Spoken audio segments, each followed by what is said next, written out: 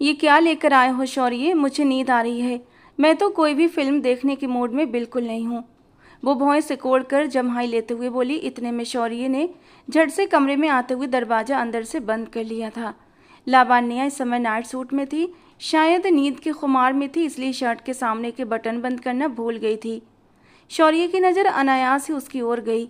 रात के 11 बज रहे थे जब वो लावण्या को बाह से झकझोर कर कहने लगा, पगली, ये कोई ऐसी वैसी फिल्म नहीं है। इसे देखने के बाद तुम्हारी नींद पूरी तरह उड़ जाएगी। बहुत मुश्किल से ये इंग्लिश फिल्म लेकर आया हूँ। ये सुनकर 16 साल की लावण्या की आंखें फटी की फटी रह गईं। कहने लगी, ऐसा क्या है इस फिल्म में जो मेरी नींदें उड़ जाएंगी? शौर्य शरारत से हंसा और फिर उसे बेड पर बिठाकर कमरे की लाइट बंद कर दी। टीवी में यूएसबी ड्राइव लगाते हुए बोला, देखो, हम दोनों अब बड़े हो रहे हैं और फिर तुम ही तो कहती हो कि तुम्हें देखना है कि बच्चे कैसे आते हैं। दुकान वाले भैया कह रहे थे कि इसमें शुरू से लेकर आखिर तक पूरा प्रोसेस दिखाया गया है। ये सुनकर तो लावण्या के पेट में अजीब सी हलचल होने लगी। अभी जवानी की दहलीज पर कदम रखा ही था कि इन सब बातों को जानने की उत्सुकता हद से ज़्यादा बढ़ चुकी थी।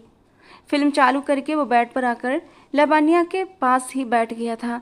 तभी लावण्या ने घबराकर शौर्य का हाथ पकड़ लिया। उसका गला सूख रहा था। वो कहने लगी, शौर्य, अगर कोई आ गया तो? अगर मम्मी पापा ने देख लिया तो बहुत मार पड़ेगी। सबसे पहले मम्मी पापा यही पूछेंगे, तुम इतनी रात में हमारे घर क्या कर रहे हो? मगर शौर्य बोला, अरे कुछ नहीं होता, सब लोग सो रहे हैं और वैसे भी ये जानना हमारा हक है। मैं तुम्हारे साथ ये सब कुछ करूँगा तभी तो हमारे भी बच्चे होंगे ना। आखिर को हम एक दूसरे से प्यार करते हैं। ये सोचकर लावण्या शौर्य के और भी करीब आ गई। तभी स्क्रीन पर फिल्म शुरू हो गई थी और उसमें दिखाई देने वाले लड़का लड़की एक दूसरे को प्यार करने लगे। ये दृश्य देखकर लावण्या शर्म से अपना चेहरा छिपाने लगी। जबकि जबकि 17 साल के शौर्य का चेहरा भी लाल होने लगा था। वो अपने होठों पर जुबान फेरने लगा और कहने लगा, अब ऐसे कैसे चलेगा? तुम तो देखकर ही शर्मा रही हो। ठीक से देख लो और सीख भी लो, क्योंकि इसके बाद तुम्हारे साथ भी मैं यही सब कुछ करने वाला हूँ। ये पहली बार था जब लावण्या को देखकर उसके भीतर एक अजीब सी बेचैनी पैदा हुई थी। वो तुरंत कहने लगा, लावण्या, तुम यहाँ लेट जाओ। लावण्या लेट चुकी थी जब शौर्य उस पर झुका और अपनी उंगलियां उसकी उंगलियों में फंसा दी। घबराकर लावण्या कहने लगी, तो तुम क्या करने वाले हो? मुझे डर। मगर वो कहने लगा, नहीं, डरने की कोई ज़रूरत नहीं। हम दोनों एक दूसरे से प्यार करते हैं ना। प्यार करने वाले तो ये सब कुछ करते हैं। तुम बस डरना मत प्लीज़, और शोर तो बिल्कुल भी मत करना, वरना सब लोग जाग जाएंगे। और फिर अगले ही पल फिल्म को देखते हुए उसने अपना हाथ लावण्या की, मैं तुमसे कह रही हूँ, मेरी चॉकलेट अभी कभी वापस कर दो, वरना मुझसे बुरा कोई नहीं होगा। वो हाथ में पेंसिल को इस अंदाज में उठाकर बोली थी जैसे हाथ में कोई चाकू पकड़ रखा हो। उसकी आंखों में इस समय पूरा गुस्सा था। अपने लंबे घने रेशमी बालों को उसने एक ऊंची पोनीटेल में बांध रखा था और कुछ लटें गालों से होती हुई बार बार आंखों की तरफ आ रही थीं, जिन्हें वो फूंक मारकर हटा रही थी। वो इस वक्त एक ढीली सी शर्ट और लोअर में थी। दूसरी तरफ हाथ में चॉकलेट पकड़े अगले ही पल वो मुस्कुराते हुए उसे धीरे धीरे खोल रहा था। चॉकलेट खुलती देखकर वो एक बार फिर से चिल्लाई थी, देखो शौर्य के बच्चे, मैं तुम्हारी सारी हड्डी पसलियां तोड़ कर रख दूंगी। तुम्हें पता है ना, मुझे बिल्कुल पसंद नहीं कोई मेरी चीज़ों को हाथ लगाए, और ख़ासकर खाने पीने की चीज़ों को तो बिल्कुल भी नहीं। वो गुस्से से उछलकर सोफे पर आई, लेकिन तब तक शौर्य जल्दी से चॉकलेट का पैकेट खोलकर उसका एक बाइट ले ही चुका था कि लावण्या उसके ऊपर जाकर गिरी। वो दोनों हाथों से उसके बाल खींचने लगी। अपनी चॉकलेट उसने उसके हाथ से छीन तो ली थी, साथ ही जो टुकड़ा शौर्य के मुंह में जाने वाला था उसे भी उसने गुस्से से तोड़कर अपने मुंह में डाल लिया था। दोनों एक दूसरे के ऊपर सोफे पर गुत्थम गुत्था हो रहे थे कि तभी शौर्य अपना संतुलन खो बैठा और दोनों ही फर्श पर आ गिरे। धड़ाम से गिरने की आवाज़ पर किचन में काम कर रही साधना और निर्मला जी बाहर निकल कर आई थीं और सामने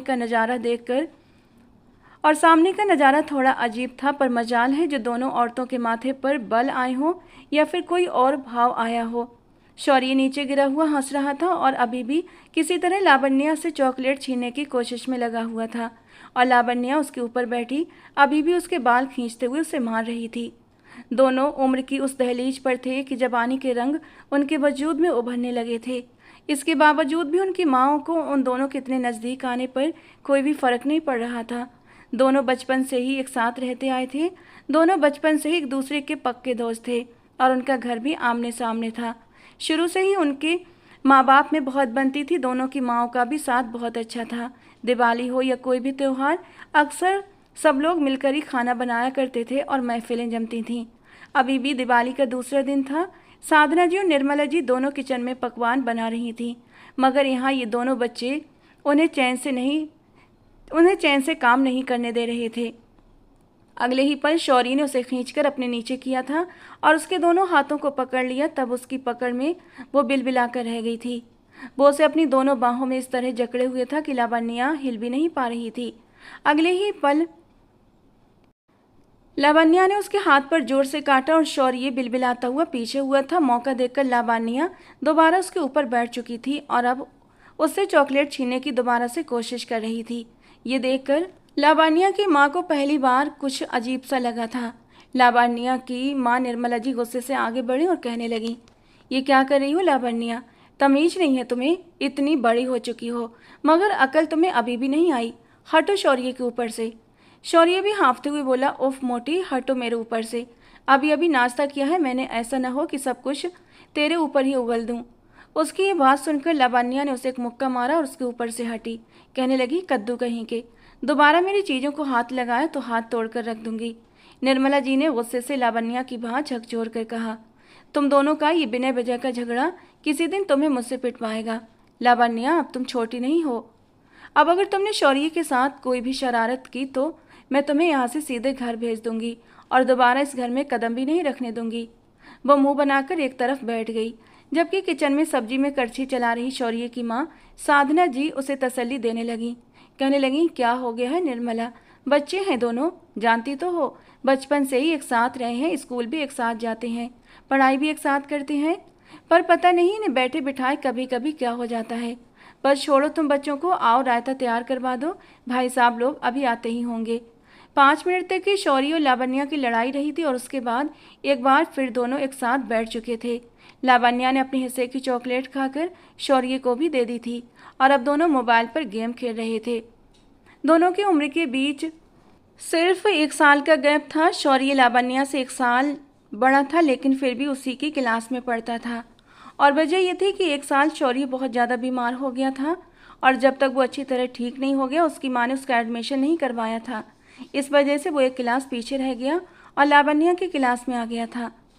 दोनों स्कूल भी एक साथ जाते, वहाँ पर भी एक साथ ही बैठते थे और अगर कोई उनसे पंगा लेता तो दोनों एक साथ ही उनसे निपटते थे।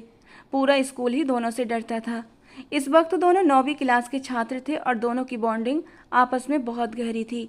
जिस परिवार से इन दोनों का संबंध था वो भी ऐसा हाई सोसाइटी परिवार था जहाँ पर बच्चों पर कोई खास ध्यान नहीं रखा जाता था कि बच्चे क्या कर रहे हैं और क्या नहीं। बस इतना पता था कि दोनों आपस में अच्छे दोस्त हैं। यहाँ तक कि उस रात जब सब लोग खाना खाने बैठे तो नवीन जी मुस्कुराकर शौर्य से कहने लगे, हाँ भाई बताओ, तुम्हारी दोस्ती स्कूल में लड़कों के साथ ही है या फिर लड़कियों के साथ भी बातचीत करते रहते हो? तुरंत शौर्य ने अपने पास बैठी कबाब खा रही लावण्या के कंधे पर हाथ रखकर कहा, अंकल जी, मेरी तो बस एक ही गर्लफ्रेंड है और वो है लावण्या। इसके होते हुए मुझे किसी और लड़की की ज़रूरत ही क्या है? हम दोनों ही एक दूसरे के क्राइम पार्टनर हैं। इस बात पर सब लोग हंस पड़े थे। शायद उनके लिए ये बात सामान्य थी कि बच्चे आपस में अच्छे दोस्त हैं, चलता है, कुछ नहीं होता। आजकल तो ये सब कुछ नॉर्मल है, लेकिन कहाँ खबर थी कि आगे चलकर ये बच्चे कैसे उनकी नाक कटवाएंगे। धीरे धीरे वक्त तो आगे बढ़ रहा था। एक रोज़ जब वो दोनों स्कूल से वापस आ रहे थे तो 12वीं क्लास के लड़कों से शौर्य की दोस्ती हो चुकी थी। उनमें से एक लड़का कहने लगा, थिएटर में नई नई फिल्म आई है, बड़ी अच्छी है, हम लोग तो वो देखने जाएंगे, तू भी क्या हमारे साथ चलेगा? ये सुनकर शौर्य के दिल में भी इच्छा जागी कि वो भी थिएटर में जाकर फिल्म देखे। पैसों की उसके पास कोई कमी नहीं थी, जेब में 4-5 हज़ार रुपये तो उसके हर वक्त पड़े रहते थे। पहले तो उसने उनके साथ जाने की हामी भर ली, लेकिन फिर कुछ सोचकर कहने लगा, नहीं तुम लोग जाओ, मैं तो अपने क्राइम पार्टनर के साथ ही जाऊंगा। उस समय शौर्य की उम्र 15 साल थी। जब उसने छुट्टी के वक्त 14 साल की लावण्या से कहा, चलो हम फिल्म देखने चलते हैं, तो ये सुनकर वो भी उसके साथ चली गई। दोनों के पेरेंट्स को कोई परवाह नहीं थी कि वो छुट्टी के बाद इतनी देर तक घर क्यों नहीं लौटे। दोनों जब थिएटर के बाहर टिकट लेने के लिए पहुंचे तो वहां मौजूद सिक्योरिटी ने उन दोनों बच्चों को देखकर अंदर भेजने से मना कर दिया। तुम दोनों अभी छोटे हो, ये फिल्म बच्चों के लिए नहीं है। मगर शौर्य फिर भी जैसे तैसे लावण्या का हाथ पकड़कर अंदर जा चुका था। ये पहली बार था जब दोनों एक साथ थिएटर में बैठे थे। हीरो को देखकर शौर्य कहने लगा, ये मैं हूँ, और हीरोइन को देखकर लावण्या कहने लगी, और ये मैं हूँ। और फिर इसके बाद जब फिल्म शुरू हुई और कुछ नाजुक दृश्य आने लगे, नाचते हुए हीरो हीरोइन का एक दूसरे को छूना, एक दूसरे की बाहों में झूलना और प्यार में बड़े बड़े डायलॉग बोलना, ये सब कुछ देखकर लावण्या शौर्य को देखने लगी। यही वो समय था जब दोनों के दिल में अजीब से ख्यालात आने लगे थे। फिल्म देखकर जब वो लोग वापस आए तो शौर्य की सोच पूरी तरह बदल चुकी थी। दोनों जिस कदर एक दूसरे के करीब रहे थे, उन्हें ये महसूस होने लगा था कि शायद हम एक दूसरे से प्यार करने लगे हैं और प्यार करने वालों को शादी कर लेनी चाहिए। उस समय वो दोनों 9वीं क्लास में थे। 9वीं की परीक्षा देने के बाद शौर्य और लावण्या दोनों ही फ्री थे, मगर फिर भी हर रोज़ कभी लावण्या शौर्य के घर आ जाती तो कभी शौर्य लावण्या के यहाँ चला जाता। दोनों सीधे एक दूसरे के कमरे में ही जाते थे और घंटों दरवाज़ा बंद करके बैठे रहते। कभी कार्टून फिल्में देखते तो कभी कोई मूवी, लेकिन दोनों के पेरेंट्स को अपनी अपनी एक्टिविटीज़ से फुर्सत ही नहीं थी और उन दोनों को तो जैसे देखने का बिल्कुल भी होश नहीं था कि बच्चे क्या कर रहे हैं, क्या देख रहे हैं और उनके दिमाग पर इस बात का क्या असर पड़ रहा है। शौर्य किशोरावस्था की दहलीज पर कदम रख चुका था, लड़का था, और फिर जिस तरह के लड़कों के साथ उसका उठना बैठना था वो वक्त से पहले ही काफ़ी समझदार हो चुका था। वहीं उसका शरीर और कद काठी भी ऐसी थी कि वो था तो 15 साल का मगर लगता 17-18 का था। अभी भी जब वो निर्मला जी के घर में दाखिल हुआ तो वो आंगन में ही बैठी धूप सेंक रही थी। वो बेहद लापरवाही से मुस्कुराते हुए कहने लगा, मेरी धड़कन कहाँ है? मेरी पार्टनर दिखाई नहीं दे रही। जिस खुले और बेबाक अंदाज में वो बोला था, निर्मला जी के तन बदन में एक अजीब सी सिहरन दौड़ गई। उन्हें पहली बार बेहद अजीब लगा। वो अपनी त्योरियां चढ़ाकर कड़वे लहजे में मुस्कुराते हुए बोली, क्या हर वक्त तुम लावण्या लावण्या की रट लगाए रखते हो शौर्य? कभी 2 पल मेरे पास भी बैठ जाया करो। लेकिन वो तुरंत उनकी आंखों में आंखें डालकर शरारत से मुस्कुराते हुए कहने लगा, अरे आंटी जी, परवाना अगर अपनी शम्मा की तरफ नहीं जाएगा तो क्या परवाने की अम्मा की तरफ लपकेगा? आपके पास बैठकर मैंने क्या पुराने ज़माने के बोरिंग किस्से सुने हैं? मैं तो अपनी क्लेयोपेट्रा के पास जाकर बैठूंगा। वो हद से ज़्यादा शायराना और अधिकार जताते हुए ये तो कह गया था, मगर निर्मला जी के माथे पर गहरी लकीरें उभर आईं और चेहरा गुस्से से तमतमा उठा। वो तड़क कर कहने लगी, शौर्य, ये तुम किस बदतमीज अंदाज में बात कर रहे हो मुझसे? चुपचाप यहाँ बैठो और मेरी बात कान खोल कर सुनो। छोटे बच्चे नहीं रहे अब तुम, समझे? जवान हो रहे हो। वक्त के साथ साथ मैं मानती हूँ कि तुम्हारा लावण्या का बचपन एक साथ में गुजरा है, मगर अब तुम्हें अपनी सीमाओं का अंदाजा होना चाहिए। थोड़ी बहुत समझदारी दिखाओ। मेरी बच्ची बेहद भोली भाली है, कुछ नहीं जानती दुनियादारी, मगर तुम्हारा दिमाग तो किसी शातिर कंप्यूटर की तरह बहुत तेज चलता है।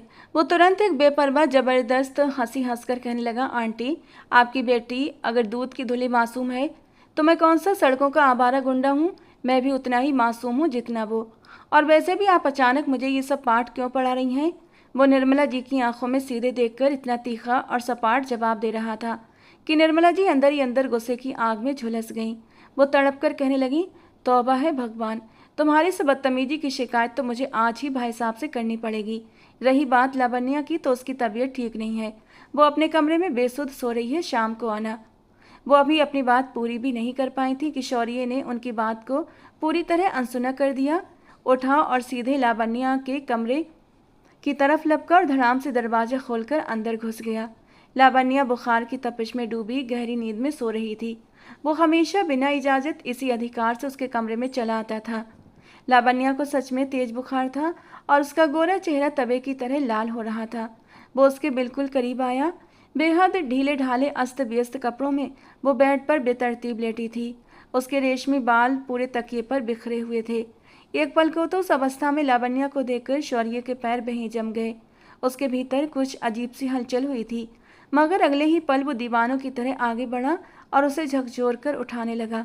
लावण्या, उठो, ये कोई समय है सोने का? चलो उठो, आओ फुटबॉल खेलते हैं। उसे जबरदस्ती जगाते हुए उसने झटके से उसे अपनी बाहों के घेरे में भर लिया। फिर उसके कानों के पास फुसफुसाया, अपनी ये नशीली आंखें खोल रही हो या नहीं, या फिर मैं तुम्हें इसी हालत में उठाकर शावर के नीचे खड़ा कर दूं? लावण्या ने बुखार के भारीपन में बड़ी मुश्किल से अपनी बोझिल आंखें खोली थीं, मगर तब तक शौर्य की दीवानगी हद पार कर चुकी थी। शौर्य हंसता हुआ उसे गोद में उठाकर वॉशरूम ले जा चुका था और शावर की पूरी धार खोल दी थी। अचानक खुद पर बर्फीला पानी गिरता देखकर लावण्या तड़प उठी थी और चिल्लाते हुए पूरी ताकत से शौर्य के सीने से बुरी तरह लिपट गई। उसकी पकड़ शौर्य पर इतनी कस गई थी कि दोनों के जिस्म एक हो गए थे। वो कांपते हुए कहने लगी, प्लीज शौर्य, मुझे मुझे ठंड लग रही है। बंद करो इस शावर को। दिमाग ठिकाने है तुम्हारा शौर्य? क्यों मेरी जान लेने पर तुले हुए हो तुम? दोनों का शोर सुनकर निर्मला जी भागती हुई वहां आ पहुंची, मगर अंदर का जो खून खौलाने वाला नज़ारा उन्होंने देखा, उसे देखकर तो पैरों तले से जमीन खिसक गई और दिमाग बुरी तरह घूम गया।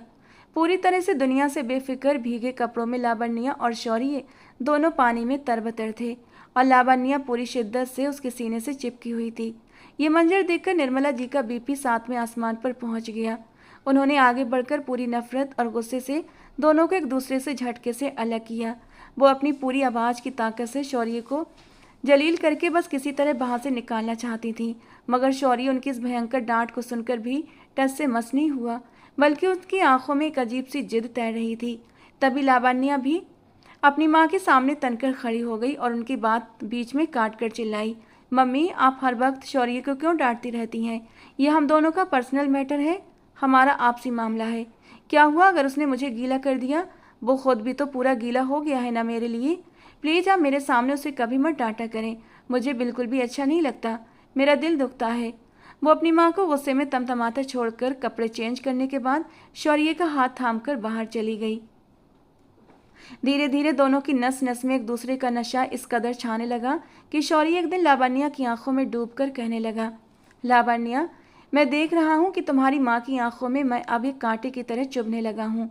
उन्हें मेरी आंखों में तुम्हारे लिए जो बेइंतहा मोहब्बत है वो दिखाई नहीं देती, बस गुनाह दिखाई देता है। इस समय उनकी 10वीं की क्लासेस शुरू हो चुकी थीं। दोनों एक दूसरे के इश्क में इस हद तक अंधे और पागल हो चुके थे कि अब अपनी शादी के ख्वाब बुनने लगे थे। उस दिन के बाद से निर्मला जी ने अपना रुख भी काफ़ी सख्त कर लिया था। अगर कभी शौर्य भूल कर भी घर आता तो वो किसी चील की तरह उस पर कड़ी नज़र रखती। उन्होंने लावण्या को भी अकेले में बेहद कड़े और डरावने लफ्ज़ों में चेतावनी दी थी, लावण्या, तुम दोनों अब बच्चे नहीं रहे, जवान हो चुके हो, तुम्हारी रगें लहू से भर चुकी हैं। जब भी देखो तुम दोनों एक दूसरे में घुसे रहते हो, कभी सरेआम हाथों में हाथ डाले घूमते हो, कभी कंधे से कंधा रगड़ते हो, यहाँ तक कि पूरी महफिल में तुम दोनों एक ही थाली में खाना खाते हो। ये बेशर्मी है, मर्यादा नहीं है ये। तुम्हें उससे दूरी बनाकर रखनी होगी। वो कोई लड़की नहीं, एक जवान मर्द है, समझी। और वैसे भी मुझे शौर्य की नीयत और उसकी आदतें ठीक नहीं लगती। वो खुद तो बर्बाद हो ही चुका है, वो तुम्हें भी कहीं का नहीं छोड़ेगा। मगर लावण्या के कानों पर जूं तक नहीं रेंगती थी। शौर्य के इश्क के भूत ने उसे ऐसा जकड़ा था कि उसे अपनी सगी माँ ही अपनी सबसे बड़ी दुश्मन लगने लगी थी। वहीं जब निर्मला जी ने साधना जी को अकेले में लेकर इशारों इशारों में इस आग के बारे में आगाह करना चाहा, तो वो बेफिक्री से हंसकर बात को टालने लगी। अरे निर्मला, ये तुम क्या दकियानूसी और पुराने ज़माने की दबी कुचली बातें लेकर बैठ गई हो? अरे बच्चे हैं, अपनी उम्र एंजॉय कर रहे हैं तो करने दो। आपस में अच्छे दोस्त हैं, साथ में खेल कूद कर बड़े हुए हैं, कोई गैर या आवारा थोड़ी हैं। आजकल के दौर में लड़के लड़कियां क्या क्या गुल खिलाते हैं, तुम्हें पता भी है। खैर है, उन्हें अपनी लाइफ जीने दो, इतनी बंदिशें मत लगाओ। साधना जी की ये बात सुनकर निर्मला जी अंदर ही अंदर किसी अनहोनी के डर से कांपकर चुप तो हो गई थीं। मगर एक शाम जब शौर्य उनके घर आया तो उसने पूरी दुनिया के सामने लावण्या का हाथ अपने हाथ में पूरी मजबूती से भींच रखा था। आज एक बहुत बड़ा बिजनेस प्रोजेक्ट शौर्य के पापा को मिला था, इसीलिए उन्होंने जश्न के लिए लावण्या के माँ बाप को भी अपने घर पर बुला रखा था। ड्राइंग रूम में सब बैठकर बड़ी बड़ी बातों में बिजी थे। तब वो दोनों बैडमिंटन खेलने के बाद घर में दाखिल हुए थे। दोनों एक दूसरे का हाथ पकड़े उंगलियों में उंगलियां फंसाए सीधे अंदर आए। शौर्य ने वहां बैठे अपने परिवार और लावण्या के परिवार को देखा तो उसकी आंखों में एक अजीब सा फितूर और गजब का आत्मविश्वास लौट आया था। वो मुस्कुराया और बेहद गंभीर आवाज में कहने लगा, चलिए, अच्छा हुआ कि आज हम लोगों के सब रिश्तेदार यहीं पर मौजूद हैं, क्योंकि मुझे आप सबसे अपनी ज़िंदगी का एक सबसे ज़रूरी फैसला शेयर करना है। नवीन जी गर्व से मुस्कुराकर कहने लगे, अच्छा, मेरा शेर बेटा ऐसा क्या बड़ा फैसला सुनाना चाहता है? वो बिना किसी झिझक के पूरी ठसक के साथ उनके ठीक सामने आकर खड़ा हो गया। लावण्या भी बगल में अपना सिर झुकाए धड़कते दिल के साथ खड़ी थी। तभी शौर्य ने पूरे कमरे को अपनी कड़क और बेहद कॉन्फिडेंट आवाज से गूंजाते हुए कहा, पापा, मैं लावण्या से शादी करना चाहता हूँ, अभी और इसी वक्त। ये सुनना था कि मानो पूरे कमरे में एक पल के लिए सन्नाटा पसर गया, जैसे सबकी सांसें गले में अटक गई हों। नबीन जी तो झटके से सोफे से उछल पड़े थे। उनका चेहरा गुस्से और हैरत से सफ़ेद पड़ गया। वो अपने ही बेटे को इस तरह देखने लगे मानो कोई अजनबी खड़ा हो और दहाड़ते हुए बोले, शौर्य, ये किस तरह का घटिया और बेहुदा मजाक है? होश में हो तुम या दिमाग ख़राब हो गया है तुम्हारा? तभी साधना जी जोर से हंसी, कहने लगी, ये देखो, अभी ज़मीन से उगी नहीं और साहबजादे को शादी करनी है। दिमाग ठिकाने है तुम्हारा शौर्य? पहले पढ़ लिख लो, अपनी यूनिवर्सिटी की पढ़ाई पूरी करो, उसके बाद कोई अच्छी नौकरी ढूंढो, तब कहीं जाकर तुम्हारी शादी के बारे में सोचा जाएगा। मगर शौर्य ने अपनी त्योरियां चढ़ाकर पूरे घमंड से कहा, नहीं मम्मी, मुझे बस शादी करनी है तो करनी है, और अभी इसी वक्त करनी है। और वैसे भी पढ़ाई तो शादी के बाद भी साथ साथ में होती रहेगी ना। शादी करने के लिए पढ़ाई की डिग्री की क्या ज़रूरत है? और मैं कोई आम इंसान का बेटा नहीं हूँ। मेरे पापा के पास पैसों का समंदर है। अगर मैं सारी ज़िंदगी भी पैर पर पैर रखकर बैठ कर खाऊँ, तब भी ये दौलत ख़त्म नहीं होगी। और ये सिर्फ मेरा फैसला नहीं, बल्कि लावण्या का भी फैसला है। क्यों लावण्या, बोलो ना, अब चुप क्यों हो गई? लावण्या तो शर्म और घबराहट के मारे अपना सिर झुकाए खड़ी थी। बड़ों के सामने तो उसके मुंह से आवाज़ ही नहीं निकल रही थी। फिर भी हिचकिचाते हुए कांपती आवाज़ में बोली, जी पापा, शौर्य बिल्कुल ठीक कह रहा है। मैं और शौर्य दोनों एक दूसरे से शादी करना चाहते हैं। ये सुनना था कि उन चारों बड़ों के चेहरों की रंगत ही उड़ गई थी। पहले तो उन्हें लगा था कि बच्चे कोई बचकाना मजाक कर रहे हैं, लेकिन जब उन्होंने दोनों के चेहरों पर छाई वो जिद्दी गंभीर खामोशी देखी, तो नबीन जी के साथ साथ लावण्या के पिता प्रकाश जी भी गुस्से में अपनी सीट से उठकर खड़े हो गए। दोनों बच्चों को आग उगलती आंखों से देखकर गरजते हुए बोले, ये क्या बकवास लगा रखी है तुम दोनों ने? होश में तो हो। शौर्य ने सीना तान कर कहा, मैं लावण्या से बेइंतहा मोहब्बत करता हूँ और सिर्फ उसी से शादी करूँगा। आप चारों के लिए हम दोनों की खुशी सबसे बढ़कर है ना, तो फिर हमारी शादी से आप लोगों को क्या प्रॉब्लम है? ये सुनकर निर्मला जी तमतमाते हुए आगे बढ़ी और बोली, शौर्य, मोहब्बत अपनी जगह, लेकिन तुम दोनों अभी सिर्फ बच्चे हो। शादी कोई गुड्डे गुड़ियों का खेल नहीं होता जो जब चाहा खेल लिया। ठीक है, हम दोनों परिवारों ने भी यही सोच रखा है कि बड़े होकर तुम दोनों की शादी करवाएंगे, लेकिन अभी तुम बहुत छोटे हो। जब तक तुम दोनों कम से कम 21 साल के नहीं हो जाते, तब तक हम तुम्हारी शादी के बारे में सोच भी नहीं सकते। मगर शौर्य अपनी धुन का पक्का था। वो पागलपन की हद तक अड़ गया। नहीं, मैं कह चुका हूँ कि हमें अभी के अभी शादी करनी है। उसने झटके से लावण्या का हाथ पकड़ा और उसे जबरदस्ती अपने सीने से सटाते हुए पूरी ठसक से बोला, अगर आप लोग इज्जत से हमारी शादी नहीं करवाएंगे तो हम दोनों जाकर कोर्ट मैरिज कर लेंगे। ये सुनना था कि नबीन जी का गुस्सा सातवें आसमान पर पहुंच गया। उन्होंने आगे बढ़कर एक जोरदार थप्पड़ शौर्य के मुंह पर जड़ दिया और लावण्या का हाथ पकड़कर उससे दूर कर दिया। वो गुस्से से चिल्लाए, ये क्या बकवास किए जा रहे हो तुम बदतमीज लड़के? वहीं प्रकाश जी भी गुस्से से कांप रहे थे। उन्होंने लपक कर लावण्या का हाथ पकड़ा और उसे झटके से खींचते हुए बोले, चलो तुम घर, सीधा करता हूँ मैं तुम्हें आज। यही नतीजा है तुम लोगों को हद से ज़्यादा आज़ादी देने का कि आज हमारे सामने खड़े होकर ऐसी बेशर्मी की बातें कर रहे हो। उम्र देखो अपनी और हरकतें देखो। शादी करेंगे ये लोग।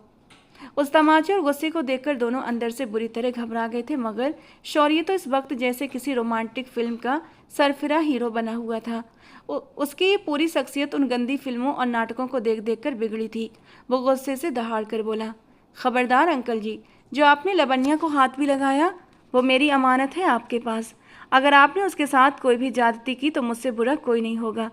तभी एक और करारा तमाचा नबीन जी ने शौर्य के मुंह पर मारा था। तुम चुप करो बदतमीज लड़के, बहुत बड़े बड़े डायलॉग मारने लगे हो। तुम्हारी सारी आशिकी अभी 1 मिनट में भूत की तरह उतारता हूँ मैं। आज तक उन्होंने बच्चों पर कभी हाथ नहीं उठाया था, लेकिन आज पानी सिर से ऊपर जा चुका था। लावण्या को घर ले जाकर उसके माँ बाप ने अच्छी खासी डांट लगाई और उसे मार भी पड़ी। उधर जब शौर्य बार बार धमकी देने लगा कि हम कोर्ट मैरिज कर लेंगे, तो नबीन जी ने उसे दीवार से सटाकर कहा, कोर्ट मैरिज कैसे करेगा बेवकूफ़ लड़के? कानूनन शादी के लिए लड़के की उम्र 21 और लड़की की 18 होना जरूरी है। अभी तो तुम्हारा बालिग होने का पहचान पत्र भी नहीं बना है। पहचान पत्र होगा तब जाकर कहीं शादी का मुंह देख पाओगे। ये जो शादी का भूत सवार है ना तुम्हारे ऊपर, इसे मैं लात मार कर निकालूंगा। शौर्य को अच्छी तरह औकात दिखाकर नवीन जी वहां से चले गए, जबकि साधना जी उसे गुस्से से घूरती हुई बोली, दोबारा अगर तुमने मुंह से ऐसी घटिया बात निकाली तो मुझसे बुरा कोई नहीं होगा। लावण्या के घर से निकलने पर पूरी तरह पाबंदी लगा दी गई थी, उसे कमरे में कैद कर दिया गया था। वहीं दूसरी तरफ शौर्य को भी साधना जी ने सख्त लहजे में चेतावनी दी, खबरदार जो तुमने लावण्या से मिलने की दोबारा कोशिश भी की तो मैं तुम दोनों को अब एक साथ नहीं देखना चाहती। मगर आशिकी का भूत जब सर पर चढ़ता है ना, तो बंदिशें मायने नहीं रखती। उसी रात मौका पाकर शौर्य अपने घर की खिड़की से चुपचाप निकला। इससे पहले भी वो दोनों अक्सर रात को घर वालों के सोने के बाद छुपकर बाहर निकल जाया करते थे। रात को आइसक्रीम खाना, तफरी करना तो उनके लिए आम बात थी। अक्सर तो दोनों बंद कमरे में साथ बैठकर फिल्में देखा करते थे और किसी को भनक तक नहीं लगती थी। तो अभी भी जब सब गहरी नींद में सो गए, शौर्य सीधा पड़ोस में मौजूद लावण्या के घर पहुंचा। वो चीते की तरह दीवार फांदकर अंदर दाखिल हुआ। कमरे में बैठी लावण्या इस तरह फूट फूट कर रो रही थी जैसे उसका सदियों पुराना प्यार उसे हमेशा हमेशा के लिए छीन लिया गया हो। इस कच्ची उम्र में ही उन दोनों ने बेहुदा फिल्मों ने देख देखकर उनकी मानसिकता को इस कदर खोखला और बीमार कर दिया था कि उसे लग रहा था अगर उसे शौर्य नहीं मिला तो उसकी सांसें रुक जाएंगी। तभी बालकनी की खिड़की धीरे से खुली और शौर्य अंदर आया। शौर्य को देखते ही लावण्या दीवानों की तरह उसकी ओर भागी थी और पूरी शिद्दत से उसके सीने से लिपट गई। फिर रोते हुए बोली, शौर्य तुम आ गए, देखो ना इन लोगों ने हमारे साथ क्या किया। शौर्य ने उसे अपनी बाहों में कसते हुए उसके आंसू पोंछे और बेहद आक्रामक लहजे में बोला, हाँ लावण्या मैं आ गया हूँ, अब रोना बंद करो प्लीज़। मैं तुम्हारी आंखों में आंसू नहीं देख सकता। ये घर वाले क्या समझते हैं कि ये तुम्हें मुझसे दूर कर देंगे? ये इनका एक ख्वाब है जो कभी पूरा नहीं होगा। बहुत जल्द मैं तुम्हें कानूनी तौर पर अपनी पत्नी बना लूँगा, फिर देखता हूँ ये लोग हमारी लव स्टोरी के विलेन कैसे बनते हैं। ये सुनकर लावण्या बेबसी से बोली, शौर्य ऐसा कैसे पॉसिबल है? मम्मी कह रही थी कि तुम अभी बहुत छोटे हो, तुम्हें तो शादी का शा भी नहीं पता। शौर्य जो वक्त से पहले मर्द बना फिरता है, उसे दुनियादारी का क्या पता होगा। ये सुनना था कि शौर्य के अंदर का पुरुषत्व जैसे गुस्से और जोश से उबल पड़ा। उसका अहम जाग गया। वो तुरंत तमतमाकर बोला, अच्छा तुम्हारी माँ क्या समझती हैं कि मैं कुछ नहीं कर सकता? मैं वो सब कुछ करके दिखाऊंगा कि तुम्हारी माँ भी देखती रह जाएंगी। बस तुम फिक्र मत करो, तुम मुझे बस किसी तरह अपना बर्थ सर्टिफिकेट निकाल कर दो। बर्थ सर्टिफिकेट इत्तेफाक से लावण्या के पास ही उसकी अलमारी में रखा हुआ था। उसने तुरंत अलमारी से निकाल कर उसे शौर्य के हाथ में थमा दिया और फिर घबराकर पूछा, पर शौर्य तुम इसका क्या करोगे? शौर्य की आंखों में एक शातिर चमक उभरी। वो बोला, बस तुम देखती जाओ। मैं अपने एक दोस्त को जानता हूँ जिसका बड़ा भाई थोड़ी सी रिश्वत लेकर नकली कागजात बनाता है। मैं उसे पैसे देकर तुम्हारी और मेरी उम्र कागजों पर बड़ी करवा दूंगा। फिर हम अपने नकली बालिग आधार कार्ड और पहचान पत्र बनवा लेंगे और फिर हम दोनों कानूनी रूप से शादी कर लेंगे। इन घर वालों को सबक सिखाने का यही एक रास्ता है। लावण्या थोड़ी सी घबराई। कानून के इस जाल से उसका दिल एक पल के लिए बुरी तरह से कांप उठा था, लेकिन शौर्य के प्यार के अंधकूप में वो पूरी तरह अंधी हो चुकी थी। इसीलिए उसने अपना बर्थ सर्टिफिकेट उसके हवाले कर दिया। अगले ही दिन शौर्य ने अपनी पॉकेट मनी से बचाए हुए 50,000 रुपये अपने उस दोस्त के हाथ में थमा दिए। दोस्त ने पैसे जेब में रखते हुए कहा, बस एक हफ्ता सब्र करो भाई, एक हफ्ते के बाद तुम्हारे और लावण्या के असली दिखने वाले बालिग पहचान पत्र तुम्हारे हाथ में होंगे। इस तरह वक्त से पहले ही 18 और 21 साल से ऊपर के नकली पहचान पत्र तैयार करवा लिए गए और बेखबर घर वाले इस बात से बिल्कुल अनजान थे कि उनके मान सम्मान की धज्जियां उड़ाने वाला कौन सा भयानक तूफान आने वाला है। उसी शाम नवीन जी ने अपने बेटे को अपने ऑफिस में बुलवाया था। उनकी आंखों में कठोरता और आवाज़ में एक भारीपन था।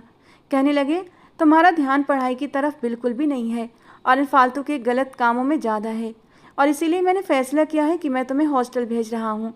तुम दूसरे शहर हॉस्टल में जाकर पढ़ोगे और महीने में सिर्फ 2 दिन के लिए ही तुम्हें घर आने की इजाज़त होगी। जब तक तुम अपनी पढ़ाई पूरी नहीं कर लेते तुम्हारा यहाँ आना पूरी तरह से बंद।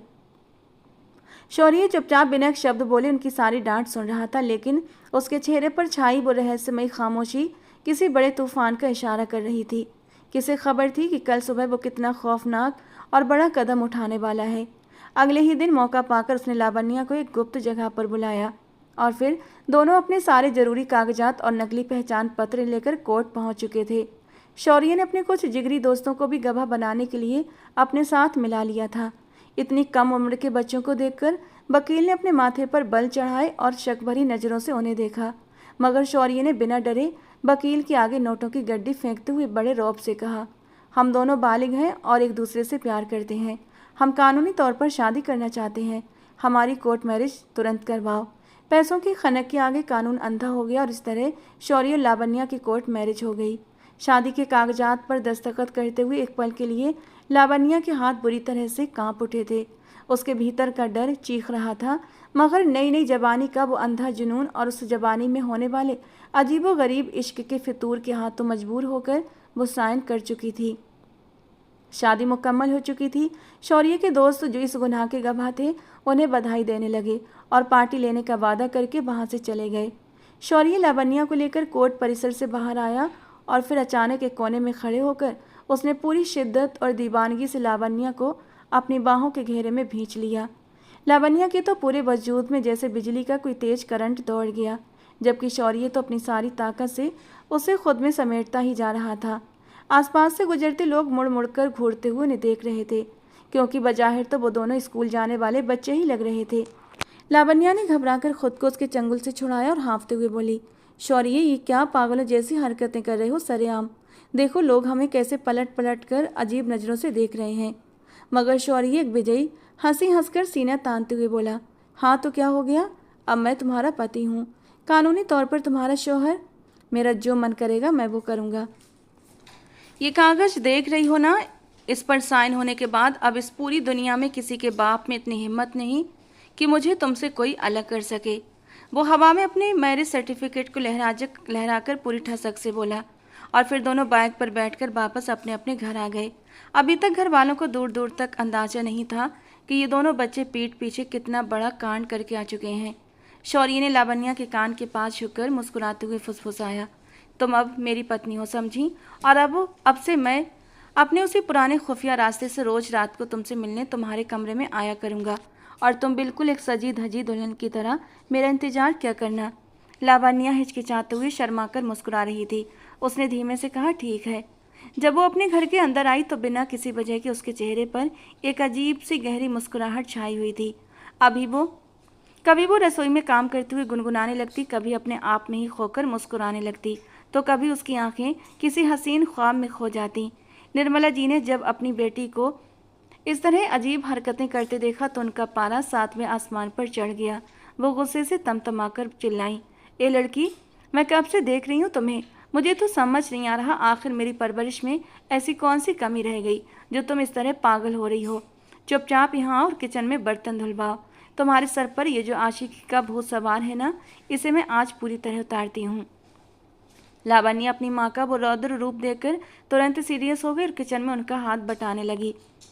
रात धीरे धीरे गहरी होती जा रही थी। रात के ठीक 12 बज चुके थे और अपने उसी तय किए हुए खुफिया रास्ते से शौर्य चुपके से लावण्या के कमरे के अंदर दाखिल हो चुका था। उसके हाथों में सुर्ख लाल गुलाबों के खूबसूरत सा गुलदस्ता था। उधर लावण्या भी एक बेहद खूबसूरत लंबी गाउन जैसी मैक्सी पहने अपने रेशमी बालों को खोलकर पीछे डाले बिल्कुल सज धज कर तैयार खड़ी थी। वो इस हद तक हंसी लग रही थी कि कहीं से भी 16 की नहीं लग रही थी, बल्कि एक भरपूर जवान लड़की लग रही थी। वो अपनी कातिल मुस्कुराहट के साथ शौर्य को एकटक देखने लगी। कुछ देर तक दोनों बेड पर पास पास बैठकर यहाँ वहाँ की बातें करते रहे और फिर शौर्य ने धीरे से लावण्या का हाथ अपने हाथ में लिया और उसकी आंखों में झांकते हुए बेहद गहरी और मधोज आवाज़ में कहने लगा, लावण्या, तुम जानती हो कि शादी के बाद पति पत्नी एक दूसरे के साथ क्या करते हैं। अब तो तुम आधिकारिक तौर पर मेरी पत्नी बन चुकी हो, तो तुम्हें इन सब बातों का पता होना चाहिए कि पति जब अपनी पत्नी से कुछ कहे तो पत्नी का फर्ज है कि वो अपने पति की हर बात माने, उसकी हर इच्छा पूरी करे। लावण्या ने अपनी मासूम आंखें टिमटिमाकर नासमझी से पूछा, क्या मतलब शौर्य, मैं तुम्हारी कौन सी बात मानूं? शौर्य ने शरारत से मुस्कुराकर कहा, पगली, तुम सच में नहीं जानती कि शादी के बाद पति पत्नी बंद कमरे में क्या करते हैं? क्या तुमने कभी अपनी मम्मी पापा को एक साथ नहीं देखा? लावण्या ने कुछ सोचते हुए मासूमियत से कहा, हाँ, उन्हें तो मैं रोज़ देखती हूँ। मम्मी पापा के सारे काम कर रही होती हैं, उनके लिए खाना बनाती हैं और पापा मुस्कुराकर उनकी बातों का जवाब देते हैं। तो अब मैं तुम्हारे काम कैसे करूँ, बताओ?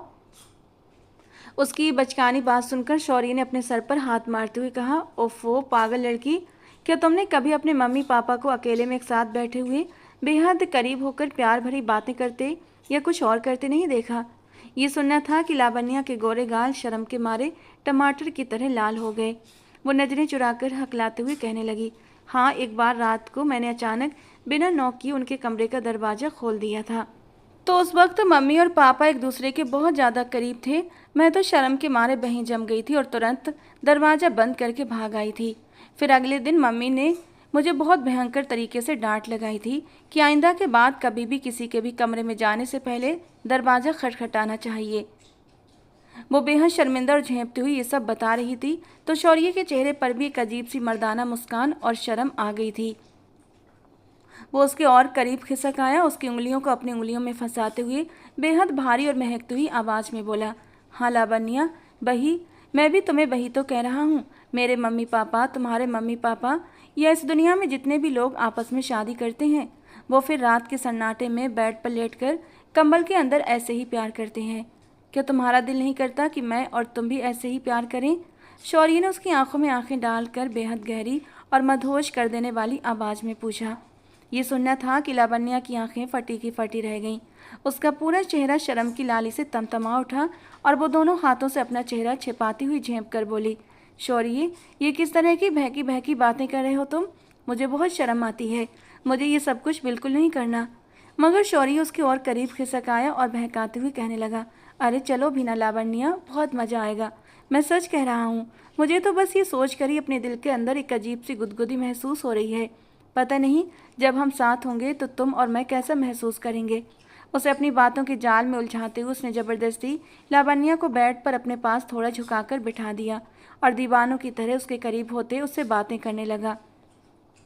वो उसका हाथ अपने हाथों में लेकर कभी अपनी उंगलियां उसकी हथेलियों पर फेरने लगता, कभी उसकी नाजुक गर्दन को छूता, कभी उसके बिखरे रेशमी बालों को सहलाता, तो कभी अपना हाथ धीरे से उसके पेट पर रख देता। शुरुआत में तो लावण्या शर्म के मारे सिमट रही थी, मगर धीरे धीरे शौर्य की छुअन का जादू उस पर चलने लगा था और उसे भी ये सब अच्छा लगने लगा। पति पत्नी का पवित्र रिश्ता असल में क्या होता है, दाम्पत्य अधिकार किसे कहते हैं, इस बात की गहराई से लावण्या और शौर्य दोनों ही पूरी तरह अनजान थे। लेकिन उन बेहुदा फिल्मों और नाटकों में उन्होंने जो कुछ भी देखा था, उस कच्ची उम्र के नासमझ दिमाग को यही लगता था कि पति पत्नी के बीच प्यार करने का शायद यही एक इकलौता तरीका है।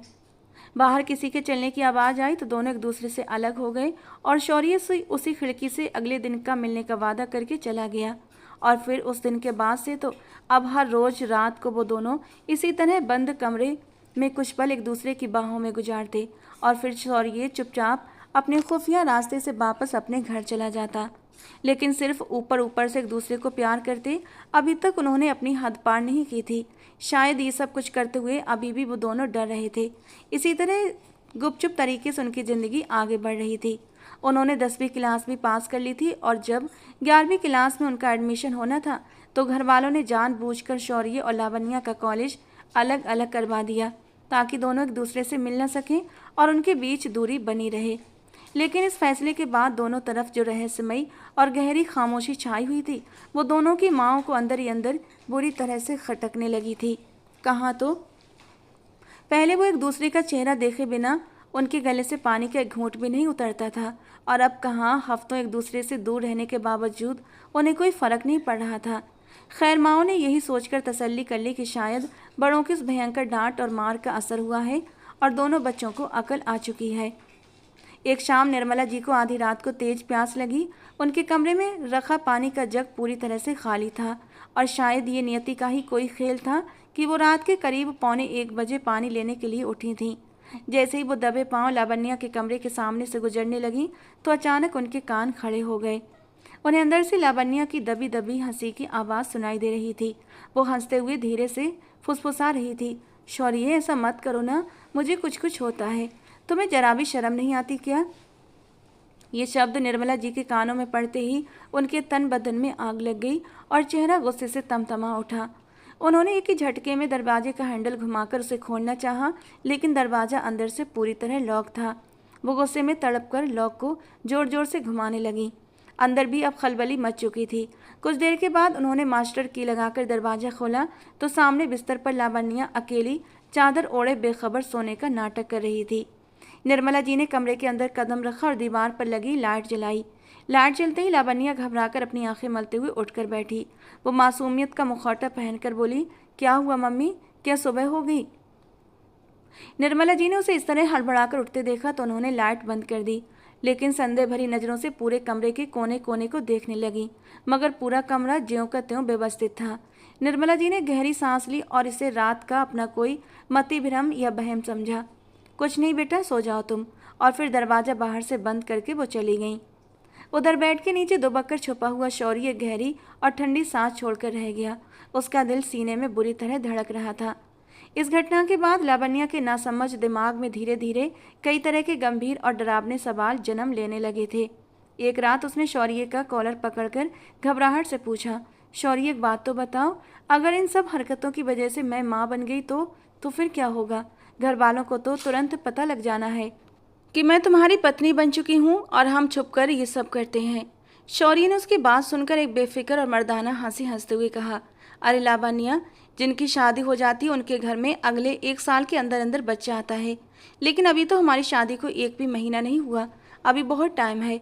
बल्कि हम ऐसा करते हैं, हम उस बच्चे को आने से अभी रोक लेते हैं। दोनों मासूम इस बात से बेखबर थे कि जब दोनों के बीच कुछ हुआ ही नहीं तो फिर ऊपर ऊपर से प्यार करने से बच्चा नहीं हो जाता। जबकि शौर्य की बात सुनकर लावण्या ने झेंप कर हंसते हुए कहा, पर शौर्य, हम उसे रोकेंगे कैसे? हमें तो इस बारे में कुछ भी नहीं पता। ये सुनना था कि शौर्य ने बड़े घमंड से अपना कॉलर सीधा किया और रौब झाड़ते हुए बोला, अरे तुम उसकी फिक्र मत करो, तुम्हारे पति की पहुंच बहुत दूर तक है। अब तक थोड़ा बहुत प्यार करना और छूना हमने रोमांटिक फिल्मों से ही तो सीखा है ना। अब बच्चा कैसे होता है और उसे जल्दी पैदा होने से कैसे रोका जाता है, ये सब कुछ भी मैं किसी इंग्लिश फिल्म में देखकर सीख लूँगा। लावण्या ने शर्माते हुए सिर हिलाया, ठीक है। और उसके तुरंत बाद शौर्य ने दीवानों की तरह उसे खींचकर अपने करीब कर लिया और उसके नरम वजूद पर अपना हाथ फेरने लगा। उसकी प्यासी नजरें बार बार लावण्या के गुलाबी रसीले होठों पर जाकर टिक रही थीं। उसका दिल चीख चीख कर इस बारे में कह रहा था कि वो आज इन होठों का रस चख ले। वापस अपने घर भागने से ठीक पहले उसने आज पूरी हिम्मत जुटाई, लावण्या का चेहरा अपने दोनों हाथों में थामा और एक ही झटके से उसके होठों पर अपने होठ रख दिए। शौर्य का ये पहला स्पर्श था जिसने लावण्या के पूरे वजूद को हिलाकर रख दिया। उसकी आंखें फटी की फटी रह गईं। उधर शौर्य उसके होठों को छूते ही एक अजीब से नशे और डर के मारे खिड़की के रास्ते वहां से भाग खड़ा हुआ। शौर्य की हालत भी बुरी तरह खराब हो चुकी थी। ये उसके लिए सब कुछ नया और अनोखा था। अगले ही दिन शौर्य अपने दोस्त से एक ऐसी फिल्म लेकर आया जिसमें वो सब कुछ था जो बेहद गलत और अनैतिक था। वो उस फिल्म की पेन ड्राइव लेकर चुपके से लावण्या के कमरे में आ धमका। जैसे उसने टीवी पर वो फिल्म चालू की, स्क्रीन पर बेहद गलत दृश्य आने शुरू हो गए। लावण्या तो वो घिनौना नज़ारा देखकर शर्म और घिन से पानी पानी हो गई। उसका पूरा शरीर कांपने लगा।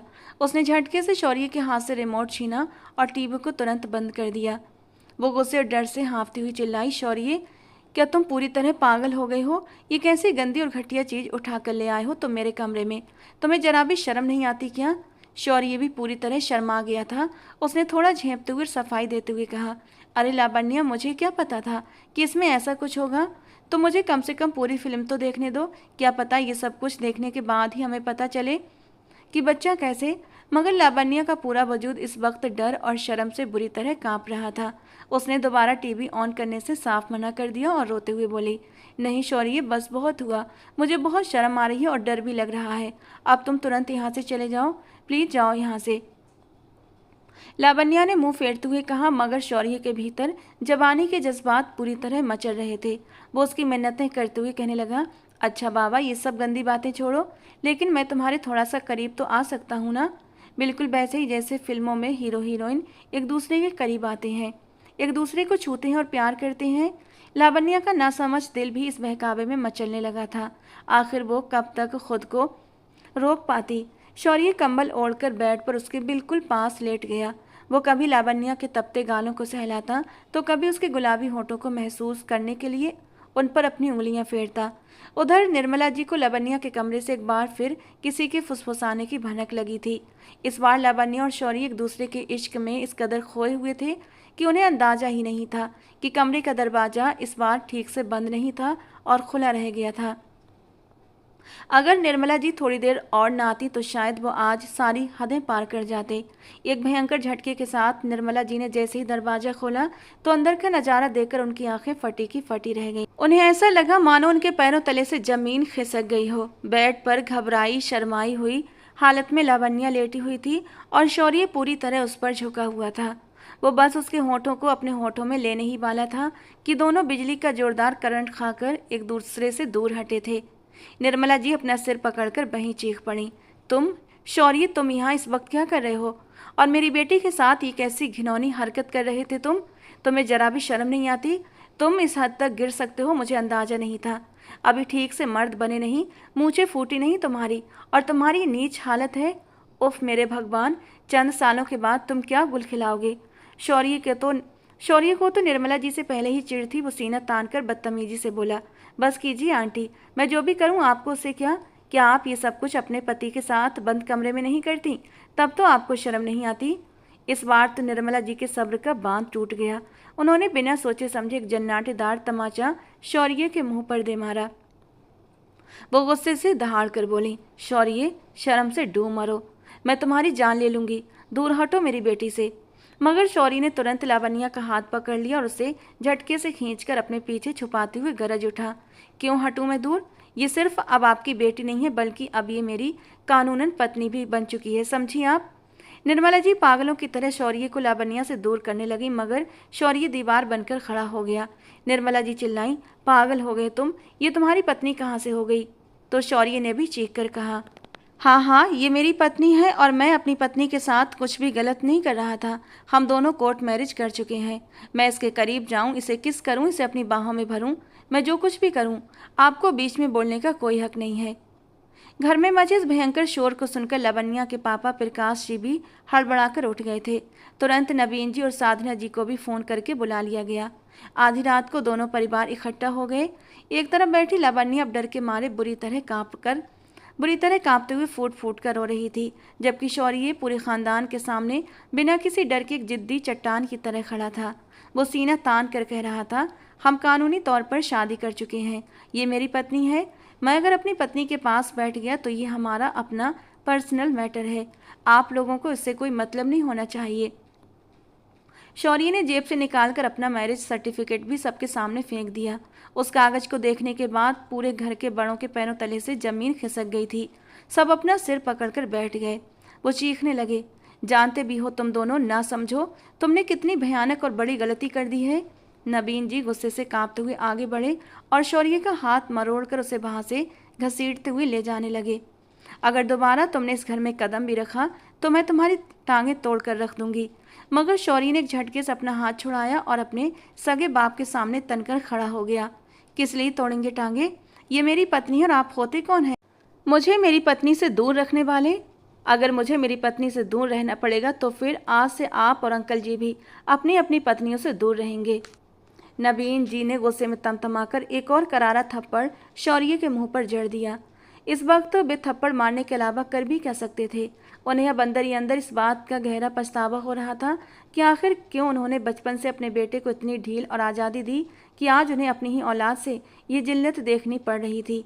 बहरहाल जिस तरह का पागलपन उन दोनों के सिर पर सवार था, वे एक दूसरे के बिना रहने वाले नहीं थे, खासकर शौर्य। वो तो अब अपने सगे माँ बाप के खिलाफ खुली बगावत पर उतर आया था।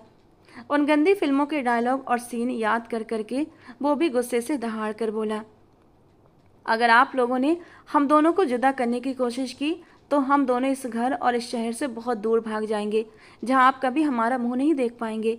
बेशक आप मुझे अपनी जायदाद से बेदखल कर दें, मुझे आपकी फूटी कौड़ी भी नहीं चाहिए। मैं कसम खाता हूँ कि पलट कर भी इस घर की चौखट पर कदम नहीं रखूँगा। मैं सड़कों पर पत्थर तोड़ लूँगा, मजदूरी कर लूँगा, पसीना बहाकर 2 रोटी कमा लूँगा, लेकिन अपना और अपनी पत्नी का पेट पाल लूँगा। शौर्य ने अपने पिता की आंखों में आंखें डालकर पूरी बगावत के साथ दहाड़ते हुए कहा, नवीन जी और प्रकाश जी, कोई बहुत बड़ा नुकसान या तमाशा होने देना नहीं चाहते थे। फिर उनके ख़ानदान के शहर में एक साख थी, एक इज्जत थी। उनके सोशल सर्कल और समाज में अगर किसी को कोर्ट मैरिज की भनक भी लग जाती तो कितनी भयंकर बदनामी होती। लोग क्या क्या बातें बनाते। यही सब खौफनाक मंजर सोच सोचकर नवीन जी और प्रकाश जी अपना माथा पकड़कर निढाल बैठे थे। दोनों ही जैसे खामोशी के गहरे दलदल में धंस चुके थे। वो खुद को संभाल ही नहीं पा रहे थे कि आखिर किन कड़े लफ्जों में अपने बच्चों की इस घिनौनी हरकत पर कोई फैसला सुनाए। एक गहरी बेबस सांस छोड़कर निर्मला जी रोती हुई आवाज़ में बोलने लगी, जो बर्बादी होनी थी वो हो चुकी है। मुझे लगता है कि हमें किसी तरह ज़बरदस्ती शौर्य को इस शादी को ख़त्म करने के लिए मनाना होगा। मेरी बच्ची की ज़िंदगी तो तबाह हो जाएगी। वो तो बिल्कुल भोली है, मासूम है, नासमझ है। वो भला कैसे शादी जैसे भारी भरकम रिश्ते के बोझ को अभी उठा सकती है। और पता नहीं बंद कमरे में उस लड़के के हाथों क्या क्या जुल्म सहने पड़ेंगे। वो रोते हुए भी शर्म के मारे ढके छुपे लफ्जों में अपनी बच्ची की हिफाजत की भीख मांग रही थी।